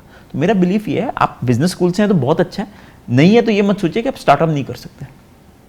127 स्टार्टअप्स में आपने इन्वेस्ट किया हुआ अब तक, क्या वो सारे स्टार्टअप्स आपको लगता है कि वो फॉलो करते हैं सेम रूल, कस्टमर खुश तो लक्ष्मी माँ खुश? एटलीस्ट हम कोशिश करते हैं हम उन्हीं फाउंडर्स में पैसा डालें। बहुत सारे नहीं करते, वो बंद हो जाते हैं। क्योंकि हमारा तो ये 127 में से सिर्फ 10 स्टार्टअप ही चलेंगे फाइनली आने वाले 20 साल के होराइजन में। तो हम लोग फॉर्चुनेट हैं कि हमारे इस वक्त 100 से ऊपर अभी चल रहे हैं। ओके। तो मुझे ऐसा लगता है कि ये ना गोल्डन रूल है, जैसे सच बोलना ना गोल्डन रूल है। ये ऐसी चीज़ है, आप 2200, 2300, 5000 और एडी में भी चले जाओगे ना, तब भी ये परमानेंस की तरह रहेगा। तो मुझे ऐसा लगता है कि ये एक गोल्डन रूल है। ये आप इसका है ना 1-2 एक्सेप्शंस हो सकती हैं, बट इसमें है ना बहुत मेजर डिविएशन नहीं होगी। ओके। किस बिजनेस का फ्यूचर देखते हैं आप, जिसके ऊपर अगले 5 या 10 साल में भारत में बहुत सारी चीजें बदलेंगी और इन्वेस्ट करना चाहिए? आप देख रहे हो ऐसे बिजनेसेस, देख भी रहे हो आप। हमें लगता है 5 थीम्स हैं। सबसे पहले ये थीम है कि हमारा जो मिडिल क्लास है वो अच्छे से इन्वेस्ट करने लग रहा है। तो हमारे को ओवरऑल वेल्थ फिनटेक में बहुत पोटेंशियल लगता है। ऐसे ही करके हमें ईवी में बहुत पोटेंशियल नजर आता है। ट्रांसपोर्टेशन जैसे हमारे हाईवेज अच्छे बन रहे हैं, आप देखेंगे electric vehicle as an infrastructure बहुत अच्छा होने लग जाएगा। हमें लगता है ओवरऑल कंटेंट स्पेस में अभी भी बहुत बड़ा लैक्यूना है, लोगों की और नीड है। आप चाहे कितना भी अच्छे क्वालिटी कंटेंट की, इंफॉर्मेशन डेमोक्रेसी का बहुत बड़ा पोटेंशियल है हिंदुस्तान के अंदर। मुझे ऐसा लगता है कि और कंटेंट स्पेस में हम लोगों ने जैसे जो स्टॉक्स में हमने we were the first investors. आज जो स्टॉक शायद 300 मिलियन व्यूज करते हैं एवरी मंथ। तो वो जो मतलब रीच है वो बहुत ज़्यादा डिफरेंट लेवल पे है। फिर मुझे ऐसा लगता है कि अपस्केल लग्जरी में बहुत पोटेंशियल है। ओके, क्योंकि मिडिल क्लास जो थे पहले, अब ये प्राइसेस रियल एस्टेट के बढ़ने के बाद सब लोगों की इनकम बढ़ जाएगी। तो हो क्या, और हमारी स्टॉक मार्केट बढ़ती जा रही है 10 से 12% में उनका जो टैक्स देने के बाद, तो उनकी डिस्पोजेबल इनकम बढ़ती जा रही है। तो आप देखेंगे कोई भी चीज़, लग्जरी, रियल एस्टेट, आप देखेंगे जो एंड यूज है। पहले लोग क्या करते थे, पहले लोग इन्वेस्ट करते थे कि नहीं यार हम बच्चों के लिए रखेंगे। कोविड में उन्होंने देखा life is very very very fragile, तो अब उन्होंने कहा कि नहीं यार हम आज इंजॉय करेंगे। आज आप देखिए बिजनेस क्लास के टिकट्स के प्राइसेस 2-2, 2.5 गुना हो गए हैं कोविड के टाइम से। तो अब है ना अब लोग स्पेंड करना चाह रहे हैं। तो ये जितना मिड स्केल लग्जरी है ना, वो सब में आप देखेंगे बड़ा मैसिव रेज आएगा। और ओवरऑल एआई तो थीम है ही एआई में, और हम इसको रानिया 53 बोलते हैं। Robotics, artificial intelligence, machine learning, internet of things, nano technology and material sciences, autonomous vehicles, EV infrastructure, 5G, 6G, 3D printing. 3D printing हमें लगता है आने वाले जो घर होंगे वो 3D प्रिंटिंग से बनेंगे। मुझे ऐसा लगता है इलेक्ट्रिक VTOL जिसको हम बोलते हैं vertical take off and landing, उसका बहुत बड़ा पोटेंशियल है। हमें गुड़गांव और नोएडा के बीच में हम देखेंगे बहुत सारे VTOL कंपनीज आ जाएंगी। आप देखेंगे तो आबू धाबी और दुबई के बीच में साइन हो चुका है। तो मुझे लगता है ये सब एरियाज हैं जहाँ पे बहुत मैसिव अपस्केल और very bullish on India. So 5 categories जो आपने बताई, एक आपने शुरू किया, एक तो आपने ईवी बताया, ईवी, फिर आपने वेल्थ मैनेजमेंट के लिए या फिनटेक बताया, कंपनीज, सेकंड आपने कंटेंट इकोनॉमी की बात की, बिल्कुल, कि उसमें बहुत काम किया जा सकता है। और एक कंपनी स्टेज करके वो क्या करते हैं, हरियाणवी कंटेंट को आप शॉक्ड हो जाएंगे, प्रॉफिटेबल हैं और 1 मिलियन से ज्यादा पेड सब्सक्राइबर्स हैं हरियाणवी कंटेंट के लिए। अब वो राज्य और हमारे देश के अंदर 40 से ज्यादा डायलेक्ट हैं। करेक्ट। नेटफ्लिक्स वाले सब शॉक्ड हैं कि ये हरियाणवी कंटेंट का भी इतना डिमांड और लोग उसके लिए पैसा दे रहे हैं। तो मैं आपको ये कह रहा हूँ कि इंडिया में है ना, हिंदुस्तान अकेला हिंदुस्तान नहीं है। मैं तो तमिलनाडु के गांव से पढ़ा हुआ, जिस गांव में मैं था वो चेन्नई से 500 किलोमीटर दूर था, नीलगिरी फॉरेस्ट्स के अंदर, मुन्नार और कोडाई कनाल के बीच में।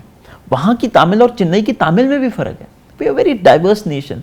तो अगर आप हिंदुस्तान में कॉफी, आप ये लगा लीजिए आने वाले 10 साल के अंदर हिंदुस्तान में कॉफी चेन्स ऐसे बढ़ेंगी जो आप सोच ही नहीं सकते। तो मुझे ऐसा लगता है कि हर चीज में पोटेंशियल है, लेकिन सबसे ज्यादा आप ये मत देखिए इंडस्ट्री में कौन सी पोटेंशियल है, पहले आप ये देखिए आपको क्या पसंद है, उसके बाद इंडस्ट्री पोटेंशियल को अगर आपने मिक्स कर दिया, और फिर लास्ट चीज आप ये देखिए वेयर विल कस्टमर पे, क्या इस इंडस्ट्री में कस्टमर पे कर रहे हैं और क्या कंज्यूमर और कस्टमर सेम है।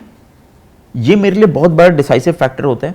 हमें ना वो बिजनेसेस अच्छे नहीं लगते जहां कंज्यूमर और कस्टमर अलग अलग हैं। जैसे हगीज डाइपर है, कंज्यूमर बच्चा है, कस्टमर मदर है, बार बार वो कस्टमर के ही दिमाग पे फोकस करते जाओ।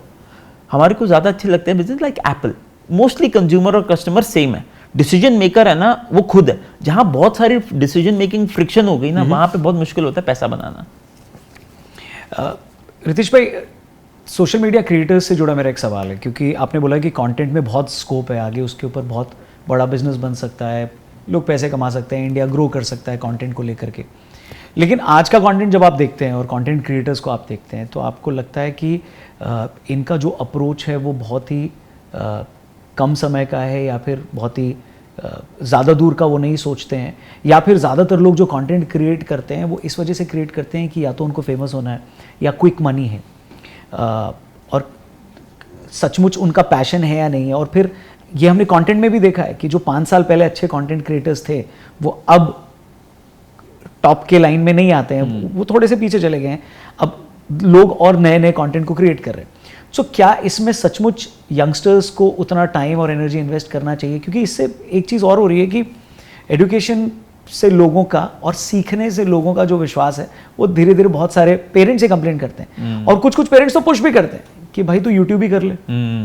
पर आप भी ये जानते हैं कि 5 साल पहले या 7 साल पहले यूट्यूब नहीं था, अब है, हो सकता है 5 साल बाद कुछ और आ जाए। तो अगर आप सिर्फ एक प्लेटफॉर्म के भरोसे कंटेंट क्रिएट कर रहे हो और पढ़ाई को आप साइड में रख रहे हो, या आपको क्विक मनी मिल गया है तो जल्दी पैसा मिलना भी, तो ये सारी चीज़ें मिलाकर इतनी कंफ्यूजिंग है कि यूथ ये देखता है कि भैया मैंने MBA किया हुआ है, मुझे क्या पैसा मिल रहा है, लेकिन मेरे साथ ही एक बंदा है जो अपनी पत्नी के साथ मिलकर व्लॉग्स बना रहा है तो उसको ज़्यादा पैसे मिल रहे हैं। तो क्या उसमें आप लॉन्ग टर्म चीज़ें देखते हो? उस लड़के को क्या सजेस्ट करोगे जो MBA करने के बाद कम नौकरी से ज़्यादा फेमस नहीं है पर परेशान भी है एक तरीके से, और जो कर रहा है उसको भी ये बताना ज़रूरी है कि भैया ये लॉन्ग टर्म नहीं है, इसमें कुछ और ऐड ऑन करो? So it's a long question, but yeah there are so many things which are happening in terms of content territory. तो आपको बताता हूँ, इस पूरे स्पेस को मैं बोलता हूँ इन्फ्लुएंस मैनेजमेंट। ये एक नई इंडस्ट्री आ रही है इंडिया में। इनफैक्ट आई नो 3 यूनिवर्सिटीज़ जो इस पे फॉर्मलाइज्ड करिकुलम लॉन्च कर रहे हैं। इन्फ्लुएंस मैनेजमेंट मेरे हिसाब से बहुत बड़ी इंडस्ट्री बनने वाली है। ओके, बहुत बड़ी। अभी तो हम 0.1% भी हमने स्क्रैच नहीं किया, बिकॉज अभी कैसा है, हमारे देश के अंदर 83 करोड़ लोग हैं जो इंटरनेट यूज करते हैं। हमारा cheapest data in the world है। हमारे स्क्रीन टाइम 6.5 घंटे के आसपास। अब है क्या, हमारे देश के अंदर इतना सस्ता इंटरनेट होने की वजह से चीप डोपामिन और इंटरनेट क्या है ना, आपको हर 5 या 10 मिनट के अंदर, अभी हम जैसे ये शूट खत्म करेंगे ना, सब लोग सबसे पहली चीज क्या करेंगे, वॉशरूम जाने से पहले फोन खोलेंगे और देखेंगे कि यार क्या हुआ इस 2 घंटे में। इन्फ्लुएंस मैनेजमेंट बहुत बड़ी इंडस्ट्री बनने वाला है, ये मेरा मानना है, and I am very bullish on it. अब कोई व्यक्ति जिसको कोई चीज पसंद है ना, और अगर वो अच्छे तरीके से उसको उन लोगों तक पहुंचा सके जिनको भी वो चीज पसंद है, और अगर उसको मजा आने लग रहा है और वो अपने आप को चेंज कर रहा है, the word here is change. The problem is लोग क्या करते हैं, कंटेंट बनाते हैं और उसको ना चेंज करते हैं, और जिस प्लेटफॉर्म पे वो कंटेंट बना रहे हैं, एक हमारे बहुत अच्छा दोस्त है, वो बॉम्बे बेस्ड है, वो ये करता है, उसके यूट्यूब पे तो बहुत ज़बरदस्त एंगेजमेंट है, इंस्टाग्राम पे कम है। आपको प्लेटफॉर्म देखना पड़ेगा, प्लेटफॉर्म को समझना पड़ेगा कि वो प्लेटफॉर्म कौन से कंटेंट को प्रमोट करता है। ये एक इन्फ्लुएंस मैनेजमेंट एक ऐसी चीज़ है, इसमें है ना वन स्ट्रैटेजी फॉर ऑल नहीं चल पाएगी। इसमें आपको YouTube के लिए डिफरेंट कंटेंट बनाना पड़ेगा, Instagram के लिए different content. It is something like this कि आप एक जापानीज को जब आप खाना खिलाएं और एक आप चाइनीज को खाना ले, हमारे को लगेगा ये दोनों को हम सेम खाना नूडल्स दे दो, वो खुश हो जाएंगे। दोनों को अलग अलग टाइप का खाना चाहिए। तो मेरा अपना बिलीफ ये है, आज आप शॉक्ड हो जाएंगे, हम सिर्फ एक जगह पैसा खर्चा करते हैं और वो है influencer management. Businesses are going to realise that, क्योंकि इन्फ्लुएंसर्स का एक एक्टर्स की तरह ना एक कनेक्ट बन जाते हैं अपनी ऑडियंस के साथ। आपको अपना इन्फ्लुएंसर है ना अपना दोस्त लगने लग जाता है। भाई आप उसको फॉलो कर रहे हो, वो आपको फॉलो नहीं कर रहा, बट आपको उसकी बातें है ना बड़े तरीके से प्रभावित करने लग जाती हैं। और ये जो प्रभाव होता है ना, इसको है ना आप उसके बाद अगर वो कहीं जाता है तो वो जो करता है आप भी वैसे ही करना चाहते हैं, because you start building him और हर एज योर रोल मॉडल। सो मुझे लगता है ये बहुत फॉर्मल एक इकोनॉमी बनेगी। इसमें सिर्फ एक चैलेंज है और वो है बड़े प्लेटफॉर्म्स, इंस्टाग्राम, यूट्यूब, ट्विटर, ये सब जितनी भी कंपनीज हैं ये बाहर की कंपनीज हैं और ये अपने हित के अकॉर्डिंगली अपनी पॉलिसीज चेंज कर देती हैं। कभी टिकटॉक बैन हो जाता है, तो आपको ये देखना है कि आप जो ये कर रहे हैं वो तो आप करिए, बट उसके साथ आप इसको मोनेटाइज कीजिए। Start building your own brands around it. Also start building offline brands. Also start building businesses around it, ताकि कल को ऐसा ना हो कि मैं इतने सारे इन्फ्लुएंसर्स को जानता हूँ जिन्होंने सिर्फ टिकटॉक पे किया था और आज वो इंस्टाग्राम पे उतने लेवल पे आ ही नहीं पाए। तो आप एक प्लेटफॉर्म को ज़्यादा फोकस मत दीजिए, आप सारे प्लेटफॉर्म्स पे अपनी स्ट्रैटेजी को चेंज करते रहिए। सेकेंडली, आप कोई ना कोई इसके अराउंड एक एंड गोल बिजनेस जरूर बनाइए, ताकि कल को अगर आपका इन्फ्लुएंस खत्म होता है, ऐसा ना हो कि आपका बिजनेस और आपका आमदनी बिल्कुल खत्म हो जाए। और जहाँ तक स्कूल और कॉलेजेस में बच्चे अपना इन्फ्लुएंसर का काम कर रहे हैं, मुझे लगता है कि ये हमेशा स्टार्टिंग में साइड गिग होनी चाहिए, जैसे आपके लिए थी। आप अपनी नौकरी करते थे, आपने एक सैटरडे का दिन देखा कि यार मैं आरजे बनने की, क्योंकि अगर आप पूरा टाइम ये करते रहेंगे, जब तक आपको अच्छा पैसा ना मिलने लगे, ये मेरा अपना पर्सनल मानना है कि जब तक आपको इसमें एक प्रॉपर करियर ना दिखे, don't leave everything, because a lot of people who have left are now facing a lot of challenges. अब आप देखिए इंस्टाग्राम का नया एल्गोरिदम आया, बहुत सारे लोग कंटेंट से प्रॉब्लम नहीं है, फाइनली जो कंटेंट क्रिएटर है ना, वो पावरफुल नहीं है, पावरफुल है इंस्टाग्राम का प्लेटफॉर्म। वो जिसको प्रमोट करेगा वो आगे बढ़ जाएगा। So they are the king makers. आपको वो प्लेटफॉर्म की बारीकियों को समझना पड़ेगा। परफेक्ट। अगले 3-4 दिन में किसी बिजनेस में इन्वेस्ट करने वाले हैं डॉक्टर रितेश मलिक? हाँ, हम लोग 2 या 3 स्टार्टअप्स में इन्वेस्ट कर रहे हैं। ओके, और क्या करते हैं वो स्टार्टअप्स? एक है बैम्बू बेस्ड बच्चों के कपड़ों में D2C प्रोडक्ट है, एक सेविंग्स की ऐप बना रहे हैं, और एक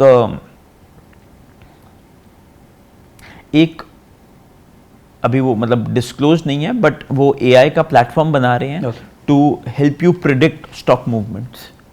ओके, तो मतलब AI is a very interesting thing. आपने उस पर बहुत बोला है, अलग अलग प्लेटफॉर्म्स पे, अलग अलग पॉडकास्ट पे, इंटरव्यूज पे। फेवरेट है आपका AI उन सारी कैटेगरीज में जिसमें आप देख रहे हैं कि अगले 5-10 साल, 20 साल में? क्योंकि उसमें एक आपका कमेंट था कि AI की वजह से बहुत सारी जॉब्स जाएंगी, बट बहुत सारी जॉब्स आएंगी भी।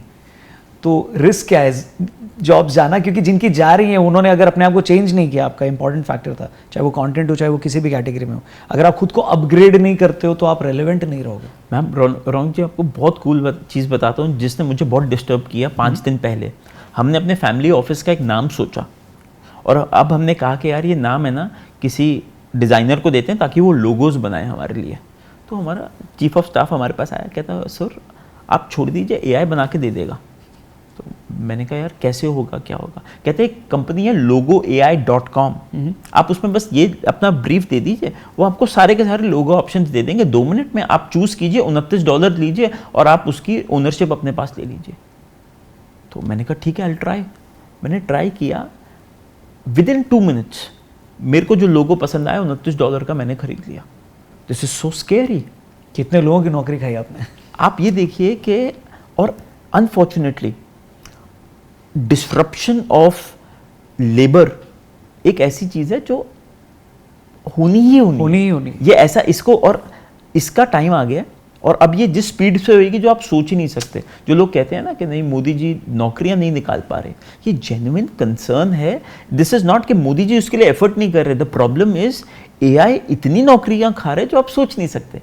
आज जो पहले इतने सारे लोग फोन्स पे बात करते थे, आज AI की वजह से बहुत सारी कॉन्वर्जेशंस लोग फोन तक आते ही नहीं है, क्योंकि AI बॉट्स हैं जो कस्टमर क्वेरीज को बिना ह्यूमन इंटरवेंशन के, क्योंकि 90% जो कस्टमर क्वेरी है ना वो सेम होती है, वो तुरंत ही उनको वापस बता देते हैं। आज चीफ ऑफ स्टाफ की, मैं आपको बताता हूँ, एक प्लेटफॉर्म है गोंग करके, मैं और आप जूम कॉल कर रहे हैं, हमारी बात सुन के वो हमें मिनट्स ऑफ द मीटिंग भेज देगा। Okay, and like these are very scary things. 80 crore नौकरियां 2030 तक चली जाएंगी दुनिया में, 80 करोड़ नौकरियां, और 42 से 43 करोड़ नौकरियां आएंगी भी। The problem in India is ये 42 और 43 करोड़ नौकरियों के लिए स्किल नहीं है, क्योंकि यूजुअली होना क्या चाहिए, एजुकेशन को 25 साल फॉरवर्ड जाना चाहिए कॉर्पोरेशन से। तो जो हम 2000 में पढ़ते थे, 2000 में मैं 6ठी कक्षा में था, जो मैं पढ़ता था वो मुझे वो पढ़ना चाहिए था जो 2025 में होने वाला है। प्रॉब्लम क्या है, मैं वो पढ़ रहा था जो 1975 में हो रहा था। दिस इज, ये जो मैंने भी आपको बोला ना। तो अब आगे बढ़ रहे हैं हम लोग या नहीं? अभी एजुकेशन में चीजें बदल, न्यू एजुकेशन पॉलिसी आई है। प्रॉब्लम क्या है, एजुकेशन ना, आज आप बताइए, मैं एक स्कूल में गया बोलने, में बहुत जगहों पे जाता हूँ, तो मैंने बच्चों से पूछा, मैंने कहा आप में से कौन डॉक्टर बनना चाहता है? कुछ लोगों के हाथ खड़े हुए। मैंने कहा आप में से कौन इंजीनियर बनना चाहता है? कुछ लोगों के हाथ। मैंने कहा फाउंडर कौन बनना चाहता है? शार्क टैंक, इन सब की वजह से बड़े सारे लोगों के हाथ खड़े हुए। मैंने कहा आप में से टीचर कौन बनना चाहता है? एक व्यक्ति का हाथ नहीं खड़ा। आज टीचर कौन बनता है? आज टीचर लोग मजबूरी में बनते हैं, जो कुछ नहीं बनता वो टीचर बनता है। और टीचर, देखिए गुरु माँ बाप से भी ऊपर लेवल पे आता है। गुरु का जो रोल है ना हमारे जीवन में वो अतुल्य है, और जितनी हमें रिस्पेक्ट टीचर्स को देनी चाहिए हमारे देश में हम नहीं देते। और जब तक टीचर ठीक नहीं होंगे तब तक फंडामेंटली आप चेंज ही नहीं कर सकते। और उसका रीज़न ये हमारा बजट जो है ना बहुत कम देते हैं हम एजुकेशन, क्योंकि एजुकेशन प्रायोरिटी नहीं है। जब तक एजुकेशन का बजट नहीं बढ़ेगा, जब तक ऐसा नहीं होगा ना कि आईआईएम के लोग लड़ाइयाँ कर रहे हैं कि यार वहाँ पे 1 करोड़ का पैकेज है, वहाँ पढ़ाना है। जब high skilled, high willed, high integrity इंसान टीचिंग की जॉब पे जाएगा ना, तब देश बदलेगा। ये मतलब मेरा तो बिलीफ ये है कि फंडामेंटली एजुकेशन को जब तक हम नहीं चेंज करेंगे तब तक कुछ नहीं होगा। और लास्टली रिसर्च बेस्ड एजुकेशन। आपको पता है हमारे देश के अंदर शायद कोई 800 या 850 यूनिवर्सिटीज़ हैं। हम बहुत पेटेंट्स फाइल करते हैं, हमारे पेटेंट्स बिना यूज़ कमर्शलाइज किए हुए एक्सपायर हो जाते हैं, क्योंकि हमारे जो लोग पेटेंट फाइल कर रहे हैं ना, रिसर्चर्स, हमारे देश में अगर कोई टीचर कोई एंटरप्रेन्योरियल काम कर रहा है ना, उसको लुक डाउन किया जाता है कि यार ये तो चोर है, ये तो ये पढ़ाई नहीं करवा रहा। उसको पैसा कमाने पे है ना पूरी सोसाइटी देखती है कि नहीं यार ये क्यों पैसा कमा रहा है, इसका काम नहीं है, इसको पैसा नहीं कमाना चाहिए। उसकी वजह से अच्छी, हम जो यूनिवर्सिटी, हम लोग एक ट्रस्ट है जो हम चलाते हैं प्लक्षा के नाम से, वहाँ पे बहुत हाई स्किल्ड लोग पढ़ा रहे हैं। जब high skilled, high willed, high integrity लोग जो खुद एंटरप्रेन्योरशिप में अच्छा कर चुके हैं, जब वो जाके जिस दिन आप आरजे का कोर्स पढ़ाने लग जाओगे ना, उस दिन ऐसे हाई क्वालिटी आरजे जाएंगे जो आप सोच ही नहीं सकते। तो मुझे लगता है ये सबसे इंपॉर्टेंट है, और जब तक ये नहीं बदलेगा तब तक हम फंडामेंटली कुछ नहीं बदल पाएंगे। लास्ट क्वेश्चन, इंडिया का क्या फ्यूचर है? इंडिया की ग्रोथ को कैसे देखते हैं आप?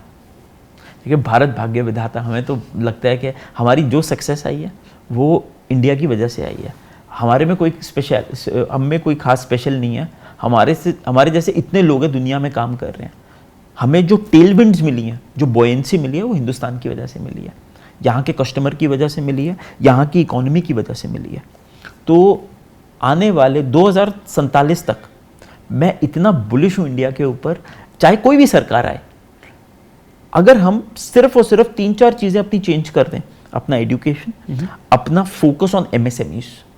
देखिए ये जो मध्य वर्ग, हमारे जो उद्योगपति हैं ना, इनको कभी भी है ना आप देखोगे कोई बहुत ज़्यादा इज्जत नहीं मिलती। देखिए 12 करोड़ नौकरियां निकालना बहुत बड़ी बात है। आप जब तक इन पे फोकस नहीं करोगे ना, इनको जब तक रिकॉग्निशन नहीं दोगे, तब तक आप देश को आगे नहीं लेके जा सकते। आज भी हम लोग या स्टार्टअप्स को मीडिया कवर करता है या लिस्टेड बड़ी कंपनीज को कवर करता है। ये हमारा ऐसा वर्ग है जिनको बहुत रिकॉग्निशन की ज़रूरत है। ये ट्रस्ट जैसे अमूल, लिज्जत पापड़, ये ऐसी ऐसी नौकरियां दे रहे हैं। और जब तक हमारे देश में हम लोग एजुकेशन को नहीं बदलेंगे तब तक है ना, तो ये मुझे लगता है 2-3 चीज़ें अगर हमने ठीक कर ली, हम एक ऐसे कस्ब पे हैं। आज हिंदुस्तान यूएस से बेटर, हमारे पूरी दुनिया में मोबाइल पेमेंट्स में हम नंबर 1 है पूरी दुनिया में। अगर आप हमारे नेशनल प्लेटफॉर्म्स देखिए, चाहे आप यूपीआई देखिए, चाहे आप ये बड़े अजाइल प्लेटफॉर्म्स हैं, तो मुझे तो लगता है कि वाकई में भारत भाग्य विधाता। और बहुत सारे लोग जिनसे मैं बात कर रहा हूँ वो उल्टा यूएस से इंडिया आना चाह रहे हैं। India is the next big opportunity. और हम सब लोग भाग्यशाली हैं कि हम इस देश में हैं, और बहुत यहाँ पे पैसा आने वाला है। एफडीआई भी होगा और सेल्फ कंजम्पशन भी बढ़ेगी, उसकी वजह से हमारा टैक्स रेट्स बढ़ेंगे। हमारी रिलेटिवली ऑनेस्ट सरकार है, वो पैसा अच्छे कामों में जा रहा है। इंफ्रा बन रहा है, जितना इंफ्रा बनेगा आपको इंफ्रा 10 साल के बाद पता चलेगा, एक एक जो सड़क बन रही है उसके आसपास कितनी वैल्यू क्रिएशन हुई। तो we are very bullish on India. Thank you very much doctor Ritesh Malik हमारे साथ टीआरपी पे आने के लिए, द रौनक पॉडकास्ट पे आने के लिए। यंग एंटरप्रेन्योर्स, स्टूडेंट्स और जितने भी यंगस्टर्स हैं, उम्मीद करता हूँ इस बातचीत से आपको बहुत कुछ सीखने को मिलेगा। कौन सा पार्ट सबसे अच्छा लगा कमेंट करके बताइएगा। आगे और किस गेस्ट को आप हमारे साथ इस पॉडकास्ट में देखना चाहते हैं, उनका नाम भी ज़रूर सजेस्ट करिएगा। Thank you for watching and thanks for coming once again doctor Ritesh Malik. देखिए मैं जेन्युइनली आपको बता रहा हूँ, आपकी कहानी इतनी इंस्पायरिंग है for so many people in the world. I am glad that आपने ये प्लेटफॉर्म चालू किया ताकि लोगों को है ना वो चीप डोपामीन से हटें वो और ट्रू इन्फॉर्मेशन के ऊपर जाएं, क्योंकि इन्फॉर्मेशन इज़ पावर। मैं एक चीज़ बोलता हूँ जो बहुत पावरफुल है, वो ये है, if you correctly predict the future. कल अगर मैं आज आपको बता दूं कि ये स्टॉक है जो आने वाले 2 साल में ट्रिपल हो जाएगा, और मैं 100% गारंटी के साथ कह रहा हूँ, तो आप सोचिए कितनी वेल्थ क्रिएट की जा सकती है। If you correctly predict the future you will create wealth. तो मुझे लगता है कि फ्यूचर प्रिडिक्ट करने के लिए आपको डेटा चाहिए, डेटा के लिए आपको इन्फॉर्मेशन चाहिए, इन्फॉर्मेशन आपको चीप डोपामिन से अलावा आएगी। तो ये जो आपका प्लेटफॉर्म है बहुत अच्छा है। Thank you very much doctor Hitesh Malik, और एक बार आप हमारे साथ इस पॉडकास्ट पे आए। कैसा लगा ये एपिसोड? कमेंट करिएगा, लाइक करिएगा, इसको शेयर भी जरूर करिएगा, क्योंकि सीखने लायक बहुत सारी बातें हैं इस पॉडकास्ट में। अपना ख्याल रखिए। Thank you for watching once again. नमस्ते, जय हिंद। Thank you sir.